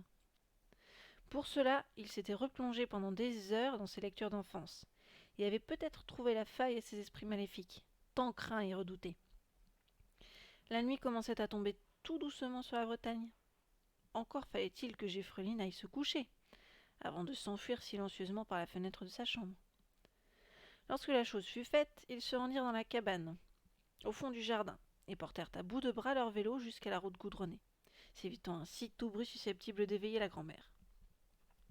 Pourvu qu'il ne nous arrive rien, chuchota Nolwenn, finalement convaincu de participer à l'expédition. La fin des vacances deviendrait un vrai calvaire. Mais tais-toi donc et pédale, lança Gaëben pour mettre un terme définitif aux inquiétudes de sa sœur. T'as pensé à prévenir Louis qu'on était parti? Non, mais je vais le faire tout de suite, répondit Nolwenn. Empruntant le même itinéraire que celui pris un peu plus tôt dans la matinée, ils approchaient de la forêt où l'obscurité se faisait plus grande encore. Arrivés sur les lieux, les courageux n'en menaient pas large, surtout que de drôles de petits craquements se faisaient entendre un peu partout à l'orée du bois. Une atmosphère glauque, finalement pas très rassurante, même pour Marie la courageuse. Mais Gaëben n'avait pas peur. Il devait être l'exemple à suivre, et à ce titre, il avait tout intérêt à se montrer sûr de lui pour ne pas apeurer les filles plus qu'elles ne l'étaient déjà. Tout se passerait bien. Enfin, il l'espérait. C'est du moins ce qu'il leur avait répété tout au long de l'après-midi. Ils marchaient dans le bois, tranquillement, le traversaient en restant groupés et laisseraient faire le destin. Si par miracle il devait y avoir rencontre avec les petits lutins, une seule conduite à adopter. Être extrêmement poli, résister autant que possible à leurs danses envoûtantes auxquelles personne ne résiste, se montrer généreux et surtout savoir relever les défis proposés. Il leur faudrait donc être courageux, ne pas avoir d'appréhension ni d'angoisse, juste apprécier l'instant magique d'une rencontre avec ses habitants hauts de 2 coudées, possédant une petite corne à leur ceinturon. D'après les livres, le Corrigan aime s'amuser et jouer de la musique traditionnelle. Mais contrairement à ce qu'il disait depuis sa tendre enfance, Gaben n'en avait encore jamais vu. Il s'était juste imaginé une rocambolesque histoire pour se grandir un peu, se valoriser auprès des filles, se mettre en avant auprès des copains et être quelqu'un de rare. Mais c'était malheureusement tout le contraire qui s'était produit. Dans la cour des primaires, chaque fois qu'il se mettait à raconter des histoires, insultes et moqueries en tout genre se mettaient à pleuvoir. À cette époque, tout le monde l'avait pris pour un menteur, un niais, un mythomane, et tristement il s'était vite retrouvé isolé, sans amis. Tout l'inverse de l'effet recherché. Alors pour convaincre, être crédible, argumenter son affabulation, il s'était réfugié dans la littérature fantastique de Pascal Gézéquel, qu'il avait appris sur le bout des doigts. Et en bien peu de temps, il était devenu une sorte d'expert corrigan. Sans jamais en avoir vu un seul, il aurait pu en parler des heures. Mais à présent, impossible de se défiler. Impossible de refuser la proposition de Louise. De ne pas vivre une tranche d'aventure et d'impressionner Marie. Après tout, elle était beaucoup plus jolie que Sandra. Et il lui fallait assurer ses arrières, au cas où cette dernière découvre un jour la tromperie dont il avait été l'auteur. Qui sait si elle ne serait pas sensible devant tant d'audace? Pour toutes ces raisons, la demande de Louise arrivait au bon moment. Gaben enleva le sac qu'il portait sur son dos et l'ouvrit pour en sortir la puissante lampe torche prise dans l'atelier en début d'après-midi. Il l'alluma et éclaira les visages des deux filles. Leurs mots crispés traduisaient une certaine inquiétude. L'heure était venue. Il fallait y aller. S'enfoncer dans le sous-bois et rester écartés de 2 bons mètres les uns des autres pour ratisser large. Comme demandé par Gaben, sans jamais perdre de vue les bassins de rétention d'eau. À pas retenu, il se dirigeait tout droit vers le fameux marronnier dont avait parlé Célérine. C'était précisément dans cette zone que le grimoire avait disparu. La nuit était définitivement tombée, et il faisait bien noir maintenant. Les filles suivaient Gaben sans un mot. Avec sa lampe torche, il était devenu la seule personne à suivre. Alors, là où il allait, elles allaient. Là où il éclairait, elles regardaient. La lumière se déplaçait si vite que les regards avaient parfois du mal à suivre. Tantôt le sol, tantôt les troncs, tantôt les cimes, tantôt à gauche ou à droite, tant et si bien que Nolwenn trébucha à terre, tout étourdi. Un bruit si lourd que Gaben pesta à voix basse sa colère contre sa sœur qui n'avait pas pu s'empêcher de se faire remarquer en se prenant les pieds dans une racine. Marie l'aida à se relever en lui frottant bien fort la terre collée sur ses genoux comme sur ses mains. L'incident clos, le groupe reprenait sa progression, quand brusquement une pluie torrentielle se mit à tomber. Un phénomène incroyable par un temps aussi clément. Face au déluge, pas d'autre solution que de se précipiter sous un gros arbre. C'est à ce moment-là qu'ils entendirent au sol une sorte de remue-ménage, qui les fit stopper net. On aurait dit un animal qui, surpris par la violence des trompes d'eau, tentait de fuir dans un fracas de branches. Gaben dirigea immédiatement sa lampe vers l'endroit présumé, et vit dans le halo une drôle de petite tête. C'était un corrigan. Un joli modèle. Tout ce qu'il y a de plus laid. Bien loin de la description plutôt sympathique qu'il en avait faite dans l'après-midi pour convaincre Nolwenn de faire partie de l'expédition. Un tout petit modèle avec de gros yeux rouges tout globuleux et une énorme chevelure d'où se dégageaient 2 grosses cornes. Il était affreux, presque effrayant. Nolwenn, qui l'apercevait à son tour, poussa un grand cri d'effroi. Pas Marie, qui courageusement lui adressa la parole en premier. « Bonjour à toi, joli lutin. »« Bonsoir, reprirent timidement le frère et la sœur. Puis un second corrigan, tout aussi laid, apparut aussitôt, puis un troisième, et encore un autre plus loin. « Génial, on y est, on les a trouvés !» lança Gaben aux filles toutes trempées. Ils étaient maintenant si nombreux que la lampe ne suffisait plus à les faire apparaître tous ensemble.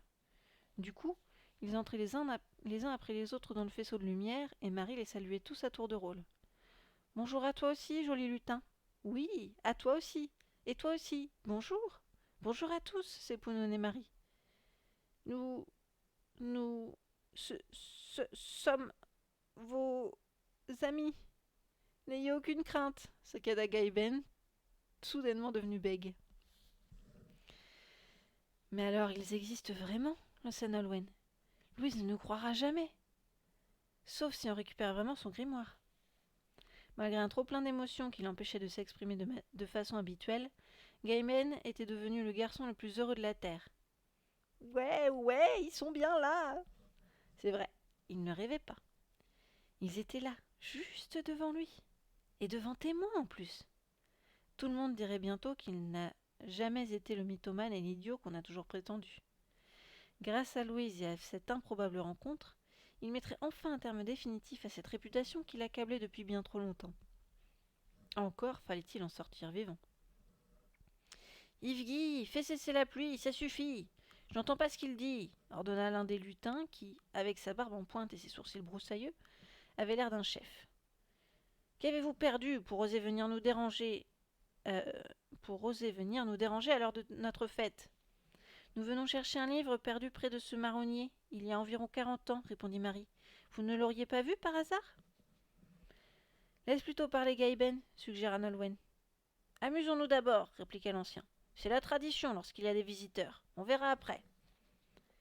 Et voilà, ils vont vouloir nous étourdir, marmonna Gaïben. C'est pour nous capturer plus facilement, exactement comme j'ai lu dans mes livres. L'averse avait cessé aussi subitement qu'elle avait débuté. La démonstration de leur puissant pouvoir était faite. Yves-Guy, à l'image des autres corrigans, avait la main mise sur les éléments et pouvait à volonté déclencher une forte ondée pour décourager d'éventuels visiteurs. Comme la faire cesser, ce qu'il venait de faire. À son signal, une musique venant d'on ne sait où se fit entendre, et tous les lutins s'étaient donné la main pour former une grande ronde autour de 3 jeunes. Éclairés par la lumière d'un grand feu qui n'existait pas 3 minutes auparavant, Gaïben en dénombrait une bonne trentaine, tous vêtus de rouge et tous aussi joyeux les uns que les autres. Ils s'étaient mis à chanter dans leur bouche. Un même refrain revenait en boucle, quelque chose comme Dilun Hadimer, Mar de H-I-U-I ou Tra-O Ke-A-Ke-A-Ke. Traduction: lundi, mardi si votre travail vous achevez, regret vous aurez. Il y avait bien une suite, mais aucun corrigan n'en connaissait le premier mot. Alors, il reprenait éternellement la même phrase, depuis des siècles. De les voir ainsi se répéter, dansauter, sautiller, s'agiter, se trémousser, virevolter, marteler le sol à coups de sabots et se tourner sans cesse, commençait à créer un vertige auquel il ne fallait surtout pas succomber. Gaïben avait prévenu dans l'après-midi. Les humains qu'ils entraînent dans leur danse survivent rarement. Soyez résistantes, les filles. Facile à dire, pas facile à faire. Il fallait réagir et sans tarder, car Marie et Nolwenn commençaient à ressentir l'ivresse annoncée. Et Gaïben le voyait bien. Heureusement, il avait élaboré un plan. Tout en tournoyant, il le mit en application. Bon alors, les corrigans, elle n'est pas finie votre chanson, il en manque un morceau. Mais si vous le voulez, je peux vous en proposer une suite. Interpellés, les lutins cessèrent immédiatement leur ronde. Les filles reprenaient donc leurs esprits. Attention à ce que tu dis, dit le plus ancien. Si ce que tu nous promets n'est pas à la hauteur de ce que nous espérons, toi et tes amis seraient assez sévèrement punis. Certains sont repartis d'ici enlaidis de 2 bosses dans le dos. Ça craint. J'espère que t'es sûr de toi, Gaïben, demanda Marie. C'est quoi cette histoire de bossu? Je te raconterai plus tard, Marie. Il évoque une légende que je connais bien. Je vais assurer, je vous dis. Ne vous inquiétez pas. C'est moi qui vous ai poussé dans ce trou, je compte bien vous en faire ressortir vivante. Peut-être même avec le grimoire. Dimerker, hurla Gaïben. Voilà le mot qu'il vous manque. Ça veut dire mercredi. Alors, après Diloun, Dimer, dites Dimerker. Puis jeudi, vendredi et samedi. Alors, la semaine sera finie et votre chanson aussi. Alors, qu'est-ce que vous en pensez, chef? Étrangement, Gaïben ne bégayait plus. Il semblait sûr de lui. Mais qu'en penseraient les corrigans? Le lutin à la barbe toute pointue fit silence et regarda tous les autres. Un moment d'extrême tension et de crispation. Mais soudain, il fit un signe de tête, un signe en forme d'approbation. Des hurrahs par dizaines envahissaient le repère. C'est vrai, dit l'un des lutins, notre chanson va être beaucoup plus longue à présent. Nous pourrons danser plus longtemps. Il ne nous a pas menti, pas vrai les gars? Une nouvelle fois, les Korrigans exultaient. Nous sommes ravis, lança le chef, et à ce titre, tu mérites un cadeau. Que veux-tu? Ici, tout est possible, c'est une vraie caverne d'Ali Baba. Nous sommes les gardiens d'un trésor inestimable et nous tenons à te récompenser pour ton courage. Que désires-tu? Argent, bijoux, richesse? C'est-à-dire que je prendrais bien.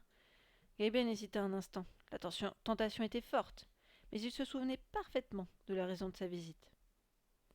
Richesse, richesse, lui soufflait Marie en la sonnant de coups de poing dans le dos. Dis richesse, bon sang! Non, ne fais pas ça, ne l'écoute pas, c'est une fille vénale, soupirait Nolwenn. C'est bien aimable, lança Gaben, sous la violence des coups assonnés par Marie. Mais c'est un grimoire que nous sommes venus chercher. Celui que votre voisine a perdu par ici, il y a bien longtemps. Un grand livre noir qui appartenait à sa famille depuis des générations. C'est une très vieille dame, elle en aurait besoin, vous comprenez? Oui, elle va bientôt mourir et elle souhaiterait le lire une dernière fois, dit Nolwenn pour appuyer la demande de son frère. Yves-Guy, ordonna le chef, va voir si on a quelque chose qui ressemble à ça en réserve. À peine avait-il tourné les talons que Marie s'en prit violemment à Gaben. Comment as-tu pu lui demander un livre alors qu'il nous proposait de nous couvrir d'or et de richesses? Mais t'es complètement fou, ma parole. On aurait pu en acheter 100 des grimoires. T'as intérêt de te racheter, et vite. Demande-leur si on ne pourrait pas revenir demain, pour leur proposer une autre chanson. Contre une rivière de diamants, je me sens tout à fait capable d'écrire plusieurs couplets sur les différents mois de l'année. Je suis certaine qu'ils apprécieraient mes talents à leur juste valeur. Mais tais-toi, rétorqua Gaben, excédé par Marie, devenu subitement intéressé par l'immense trésor des lutins. Pas question de se montrer trop gourmand et de leur réclamer autre chose que ce que nous sommes venus chercher. En attendant l'arrivée hypothétique du grimoire, le chef proposa de trinquer et de fredonner en chœur l'ensemble des couplets de la nouvelle chanson. Seule Marie refusait de se livrer à l'exercice. Les cornes avaient été ôtées des ceinturons et le tintamarre sonnait joyeusement. Quelques refrains plus tard, un livre noir arrivait enfin entre les mains d'Evguy. « Est-ce cela que vous êtes venu chercher » dit le Korrigan. « Je vous préviens, il n'est pas en très bon état. À cause de l'humidité de la forêt, vous nous excuserez. » Faites voir, répondit Nolwenn en ouvrant délicatement le livre, éclairé par la torche de Gaben. Je voudrais vérifier que ce n'est pas un livre de recettes de cuisine. On nous avait déjà fait le coup, vous savez. Elle l'ouvra et poussa un énorme cri de stupéfaction. Un cri si fort que Poule Piquet tomba à la renverse. Mais qu'est-ce qu'il y a? Que se passe-t-il? Demanda Marie. Mais regarde cette page. C'est incroyable. Le prénom de Louise y est écrit, juste là, sous le dessin de l'échiquier. Fais voir, lança Marie. Éclaire-nous. Mais oui, c'est vrai. C'est bien écrit, Louise Waldeck retrouve l'échiquier de Filbert au bord de la plage de Mirabilandia. Poule Piquet se releva et tira une conclusion évidente. Si on en juge par votre réaction, ce livre doit être le bon. Oui, apparemment, c'est bien lui qu'on est venu chercher, dit Gaben en se saisissant du grimoire. On le lira plus tard. Je ne me suis même pas présentée. Moi, c'est Gaben, et voilà ma sœur Nolwenn. Elle, c'est sa copine, elle s'appelle Marie. Elle est jolie, n'est-ce pas? Enchanté, Gaben. Moi, c'est Poule Piquet, 137 ans. Le chef de cette tribu et le plus ancien aussi. Au nom de tous les Korrigans, je te félicite pour ton courage. Non, c'est vous qu'il convient de remercier pour votre générosité sans limite, dit Marie. Accepteriez-vous quelques chocolats que nous avons apportés spécialement pour vous? Volontiers, répondit le Korrigan. Marie lui tendit le sachet. Quand je pense que cette mythomane de Nolwenn me disait cet après-midi que vous faisiez prisonnier les enfants pour les enfermer dans des caves souterraines, eh bien moi je vous trouve super sympa, et sans rapport avec tout ce qu'elle m'a dit de mal sur vous. D'ailleurs, j'aimerais bien beaucoup revenir pour... À cet instant précis, Gaben lui prodigua à son tour un terrible coup dans le bas du dos, un coup si fort qu'elle ne put en dire davantage sur l'instant. C'est seulement après avoir repris son souffle qu'elle put achever sa phrase. Revenir pour vous remercier. Vous êtes si aimable, si bon, si généreux qu'on ne sait comment. Eh bien, jolie demoiselle, faites preuve d'imagination la prochaine fois. Sachez qu'en plus du chocolat, les Korrigans acceptent aussi les chèques, les tickets restaurants et même les cartes bleues. Apparemment, le lutin aimait blaguer, et cela n'avait jamais été précisé dans aucun livre. Sur cette note d'humour, les aventuriers d'un soir s'éloignaient du repère lorsque Gaben s'arrêta subitement pour faire demi-tour sans donner davantage d'explications. « Poule Piquet! Poule Piquet !» appela-t-il. « Que se passe-t-il ? Vous m'avez déjà récupéré une carte bleue? Non, j'ai juste une dernière question à vous poser. Pour quelle raison aviez-vous volé ce livre à cette pauvre Célérine? Mais parce que nous sommes des voleurs, et qu'il est dans notre nature de voler tout ce qui peut avoir de la valeur. Si je puis me permettre, ajouta Kenrez, un autre Corrigan attentif à la conversation. Nous n'avons jamais volé de vieille dame. J'y étais ce jour-là, et c'est moi qui ai récupéré ce livre. Je ne m'en serais jamais pris à notre pauvre voisine. On l'a récupéré sur un voleur qui rôdait depuis plusieurs jours dans la forêt. Lorsque nous avons commencé à le détrousser comme nous le faisons systématiquement, l'individu nous a tenu tête en refusant de nous donner le livre. J'avais pensé à le lui laisser puisqu'on ne sait pas lire, mais devant tant d'obstination de sa part à vouloir le garder, je me suis dit qu'il avait justement de la valeur. Alors je l'ai pris. Et puis il s'est enfui, jurant qu'il reviendrait un jour pour se venger, lorsqu'il aurait tous les pouvoirs ou quelque chose dans le genre. Mais on ne l'a jamais revu. Du coup, on a conservé ce vieux livre détrempé par la pluie jusqu'à ce soir. Voilà pour la petite histoire. Ah, d'accord. Merci pour tous ces renseignements, répondit Gaben en s'empressant de rejoindre les filles.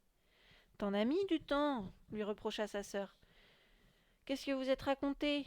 Tu ne lui as même pas redonné le grimoire, j'espère. Mais non, c'est bon, il est là dans mon sac. La joie d'une mission accomplie se faisait sentir sur les visages. Les sourires étaient sur toutes les lèvres, ou presque. Ils avaient le grimoire et ils en étaient fiers. À la recherche de leur vélo posé contre un arbre, toutes leurs pensées convergeaient désormais vers Louise, qu'ils imaginaient déjà en train de pouvoir combler ses désirs. Que demanderait-elle avec la formule écrite dans le livre?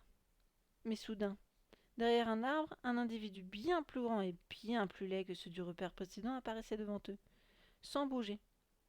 Pourvu que ce ne soit pas un bandit qui nous détrousse du grimoire, dit Gaben inquiet. Ils s'arrêtèrent et ouvrirent grand leurs yeux pour distinguer, malgré l'obscurité, la tête de ce Corrigan si différent des autres. Ah, ce qu'il est moche! Mais quelle horreur! S'exclama Gaben. Je n'en avais jamais vu d'aussi affreux. Ce spécimen n'est même pas référencé dans mes livres. Soyez sur vos gardes, il est peut-être armé. Mais c'est Célérine! Que faites-vous ici à cette heure-ci? Demanda Nolwenn, la seule à reconnaître au loin le visage de la grand-mère. Je viens rechercher mon grimoire, celui que j'ai perdu ici même il y a 40 ans. Je n'avais jamais eu ce courage, mais ce soir, malgré mes 76 ans, j'ai décidé de le faire et de me rendre jusqu'au repère des Corrigans. Mais pourquoi voulez-vous récupérer votre livre, et pourquoi précisément ce soir? Demanda Marie. Je vais vous faire une confidence, c'est pour sauver Louise, répondit la grand-mère. Pour sauver Louise? Répéta Marie. Mais elle n'est pas en danger. Votre courage vous honore, mais c'est à notre tour de vous faire une petite confidence. C'est bien vous qui nous... C'est bien vous qui nous avez conseillé d'aller chez les Corrigans. Bah oui, ce matin. Eh bien nous en revenons. Et ils n'ont pas votre grimoire. Inutile d'aller les embêter pour ça. C'est vrai, dit Gaben, nous venons de rencontrer leur chef, et il est formel. Lui et ses amis n'ont jamais volé le moindre grimoire à qui que ce soit pour une simple et bonne raison. Ah bon? Laquelle? Demanda Célérine peu convaincue. Parce qu'ils ne savent pas lire, répondit Gaben. Oui, c'est ça, les livres ne les intéressent pas. Même pas les best-sellers de J.K. Rowling. Alors vous pensez, un vieux grimoire comme le vôtre, ils n'en ont rien à faire. Eh bien, si vous ne l'avez pas, tant mieux. Mais dans ce cas, j'aimerais bien savoir qui me l'a volé. Ah ben ça, on ne sait pas, répondit Nolwenn. En attendant, vous devriez retourner à Tiglas et vous coucher, dit Gaben. Il se fait tard maintenant. D'ailleurs, nous aussi, nous rentrons. Vous n'auriez pas croisé nos vélos par hasard?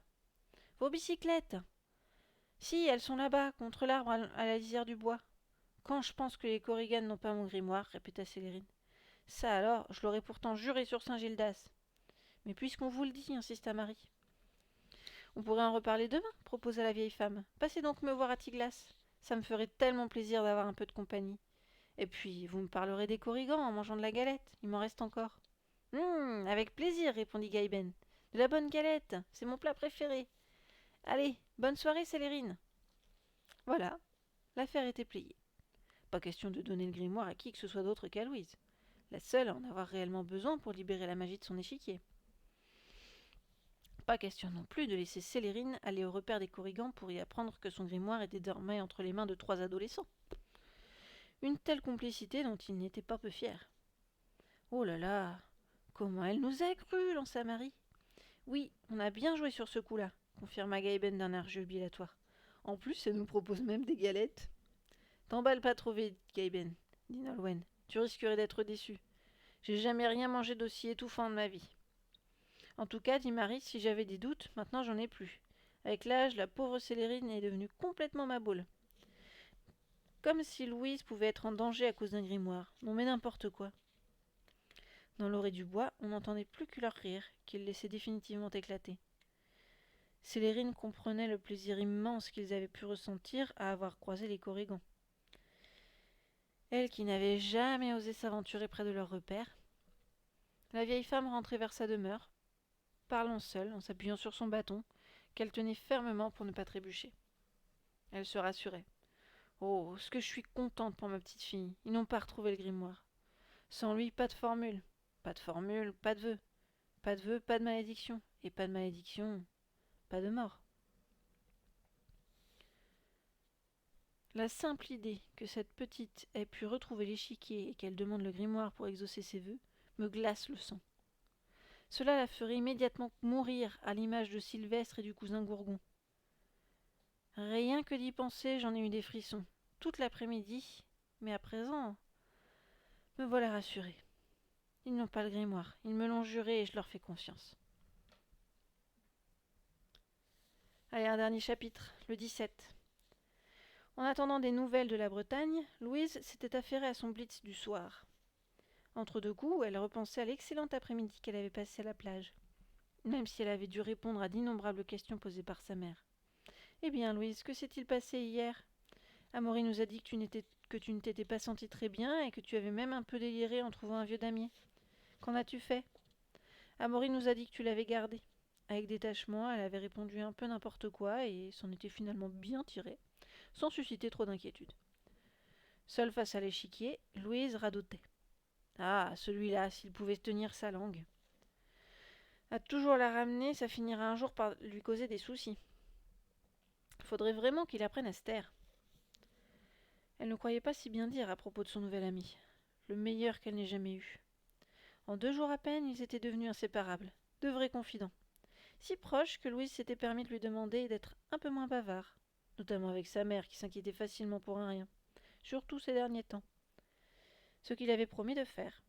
Lui aussi apprenait de la vie et acceptait de changer sa façon d'être, de s'améliorer.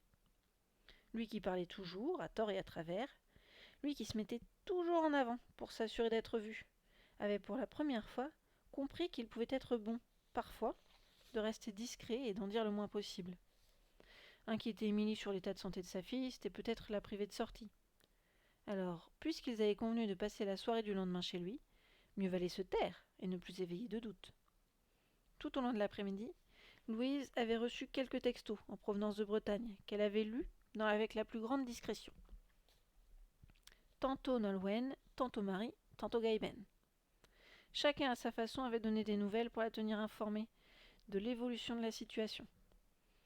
À chaque fois, elle s'était sentie obligée de répondre par de petits encouragements. Il ne le regretterait pas, c'était ses mots. Ils étaient donc partis, comme elle l'avait espéré, direction le bois et le repère des Corrigans. Inséparables.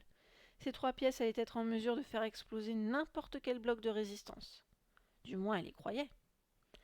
Mais aux environs de Tiglas, on ne captait pas toujours.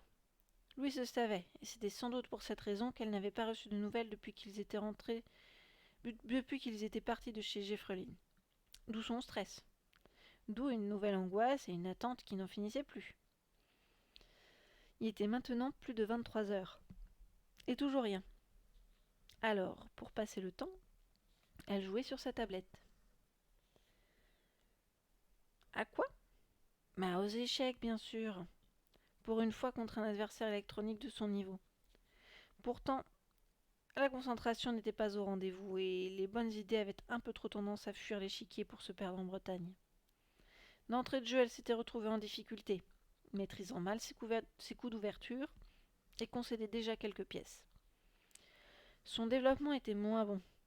La bataille du centre n'avait pas tourné en sa faveur et une tour était même entrée dans sa défense. Assurément, une défaite se profilait. C'était du moins l'analyse peu élogieuse qu'elle venait de faire de la situation. Mais pour une fois, ce n'était pas grave de perdre. La vraie partie se jouait ailleurs. Louise s'en excusait à voix basse. Que le maître Philidor m'excuse de ne pas être à la hauteur. Plus que quelques coups et la partie s'achèverait sur une défaite sans appel. Soudain, son téléphone retentit d'un petit bip discret. Un nouvel SMS. C'était enfin Nolwenn. Qu'allait-elle lui annoncer? Que les Korrigans n'existaient pas et que c'était une pure invention, une légende? Ou l'inverse? Ils existaient, mais ils n'avaient pas le grimoire, donc pas de formule? Nité non plus, le corps battant, elle retint sa respiration et valida l'ouverture du message. On a le grimoire, on est trop contents. Il y a plein de pages qu'on n'a pas eu le temps de lire. Il est déjà plus de 23 heures. Pose tes mains sur l'échiquier et demande à être investi du pouvoir du mentor. Il est tard. À plus. On s'appelle dès demain matin. Batterie HS. Phénoménal. Ses amis venaient de réussir à percer la défense adverse. Alors forcément le mat, moment où ses vœux seraient exhaustés, n'était plus très loin. Finement joué cette attaque pion fou sur l'aile, se dit Louise. Ça, c'est de la stratégie. Mais où ont-ils pu le trouver? Peu importe. L'essentiel, c'est qu'il m'ait donné la formule. C'est tout ce qui compte. Louise allait enfin pouvoir libérer la magie de Melchior enfermée dans l'échiquier de Filbert. Pardon? Désolée. Louise allait enfin pouvoir libérer la magie de Melchior enfermée dans l'échiquier de Philibert depuis plus de 200 ans. L'objet allait enfin satisfaire tous ses désirs. Incroyable! C'était toute sa vie qui allait s'en trouver modifiée.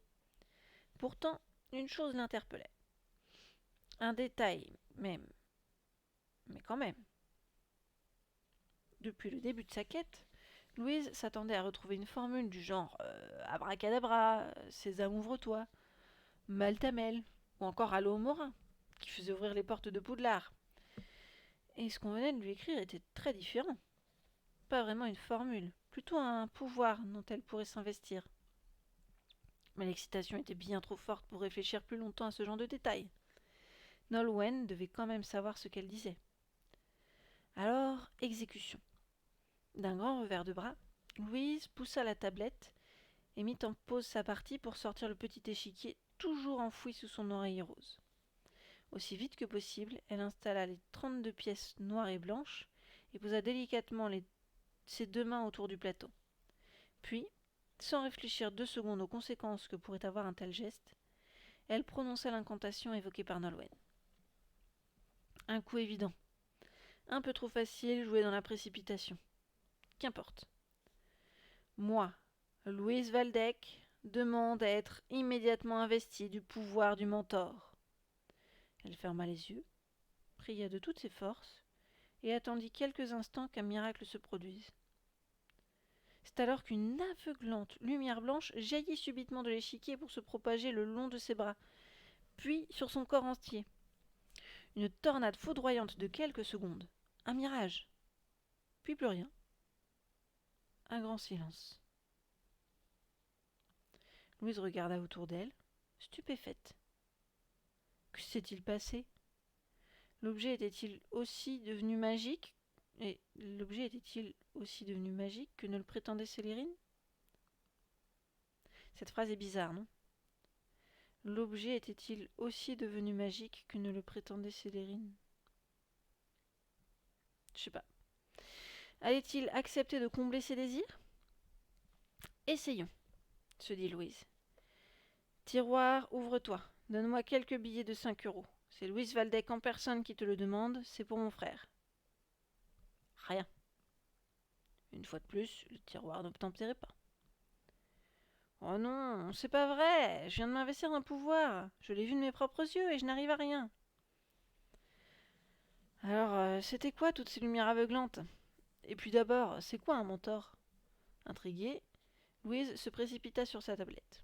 Elle mit en réduction la fenêtre contenant la partie d'échecs, celle qui était si mal engagée, ouvrit une nouvelle page internet et opta dans ses favoris pour Wikipédia. En moins de 3 clics, elle y apprenait qu'elle était sûrement investie des conseils d'un guide, d'une sorte de gourou. Alors elle refit l'expérience avec plus de politesse. Mais rien. Désespérément rien ne se passait et la situation devenait insoutenable. De se savoir investi d'un pouvoir sans parvenir à l'exercer était d'une tristesse affligeante. Frustrée et presque en colère, Elle souleva l'oreiller et jeta négligemment l'échiquier de Filbert à la place qu'elle lui avait attribuée, et il n'en bougerait plus jusqu'à nouvel ordre. Je n'arriverai jamais à mater cette bon sang de partie, lança-t-elle excédée. Tout le monde fait tout son possible pour m'aider, et moi, je n'arrive pas à conclure. Mais quelle nulle je suis! Face à tant de dépit, elle referma son encyclopédie électronique et enleva la pose de l'échiquier. C'était à son tour de jouer.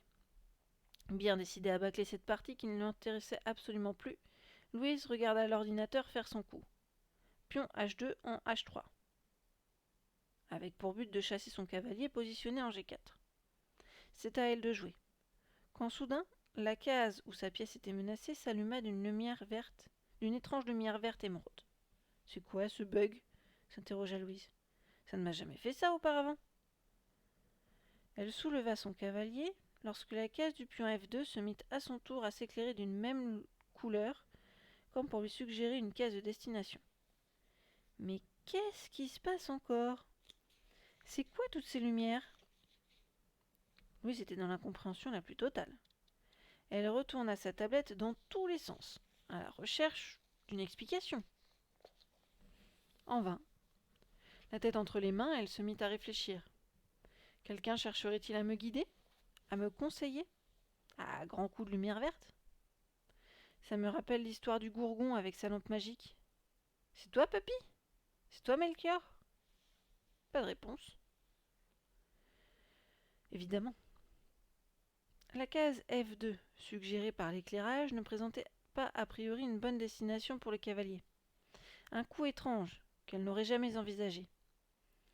Il lui faisait perdre sa pièce à 3 points, contre un pion du roc adverse ne valant qu'un seul point. Un échange pas très équitable. Elle aurait préféré le réserver et le ramener sur sa case F6. Malgré tout, perdu pour perdu, elle tenta cette variante et joua le coup qui venait de lui être mystérieusement suggéré. L'ordinateur se mit à cogiter pendant de longues secondes, ce qu'elle n'aimait pas beaucoup. Mais en y réfléchissant de plus près, elle réalisa subitement à quel point ce qu'elle venait de faire était judicieux. Un excellent choix, un véritable coup de maître, l'un de ceux qu'elle n'aurait jamais pu trouver seule.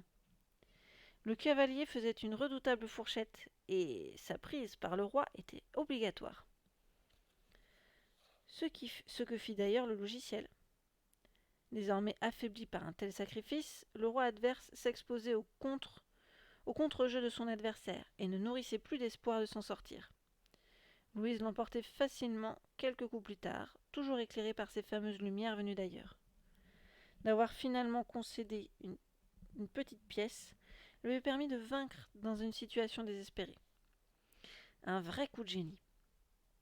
Sans réfléchir, Louise avait battu le logiciel niveau expert et s'était sortie d'une situation bien mal engagée en jouant chaque pièce au gré des cases qui s'allumaient et s'éteignaient pour lui indiquer les meilleurs coups. Plus qu'un bug, quelqu'un semblait vouloir la conseiller et la guider dans ses choix.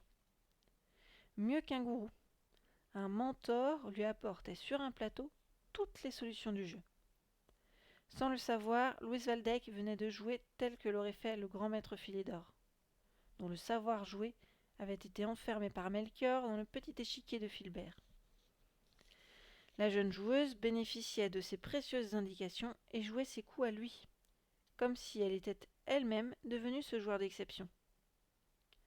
Quel que soit l'échiquier, même sur celui en bois qu'elle avait finalement ressorti et essayé pour l'occasion, les cases des pièces devant être jouées s'éclairaient sans qu'on ne fasse plus rien. Il n'y avait plus qu'à ouvrir les yeux pour suivre de lumineux conseils et jouer juste. Un vrai rêve de joueur d'échecs.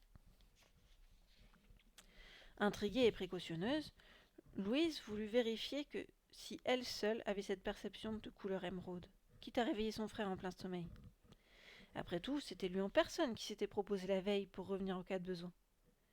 Il ne fallait surtout pas le décevoir.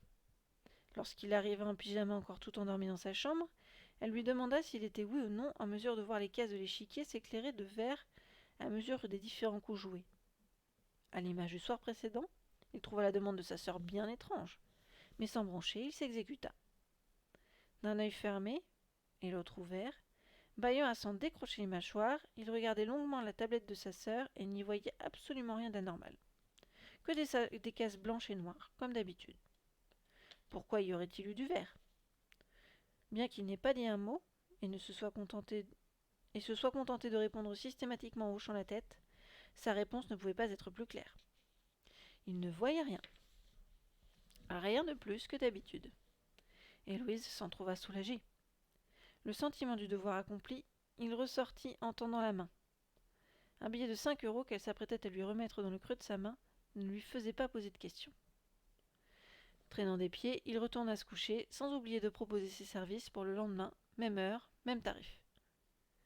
Même son frère, qui était pourtant de son sang, ne semblait donc pas investi de ce pouvoir. Normal, après tout. Il n'avait pas prononcé de vœux, lui. La chose était à peine croyable. Toute sa vie, Louise avait passé des heures et des heures sur les échiquiers à chercher le bon coup, le plus juste, parfois même le seul qui l'assurait d'une bonne défense ou d'une bonne attaque. Et à présent, c'en serait fini. Terminer les efforts, aux oubliettes les amères déceptions et les tristes défaites. Même sans la moindre réflexion, la victoire serait au rendez-vous de chaque partie. À moins de tomber bien évidemment sur plus fort que Philidor. Peu probable, quand on sait que ce genre de génie ne court pas les rues. Mais que faire concrètement d'un tel pouvoir? Gagner plus facilement les copains du club? Susciter l'admiration de l'entraîneur? Remporter tel ou tel championnat dans la facilité et la tricherie? Bof, pas très enthousiasmant tout ça. L'idée de pouvoir jouer malhonnêtement ne plaisait absolument pas à Louise, même à cette heure tardive. D'autant que ce qu'elle venait chercher depuis toujours sur les échiquiers, c'était l'adrénaline que lui procurait ce noble jeu. Pas de voir une petite case s'allumer automatiquement pour lui indiquer un coup digne d'un grand maître.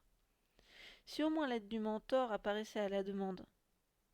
Juste une ou deux fois comme ça, par-ci par-là, pour s'assurer d'un coup incertain. Pourquoi pas?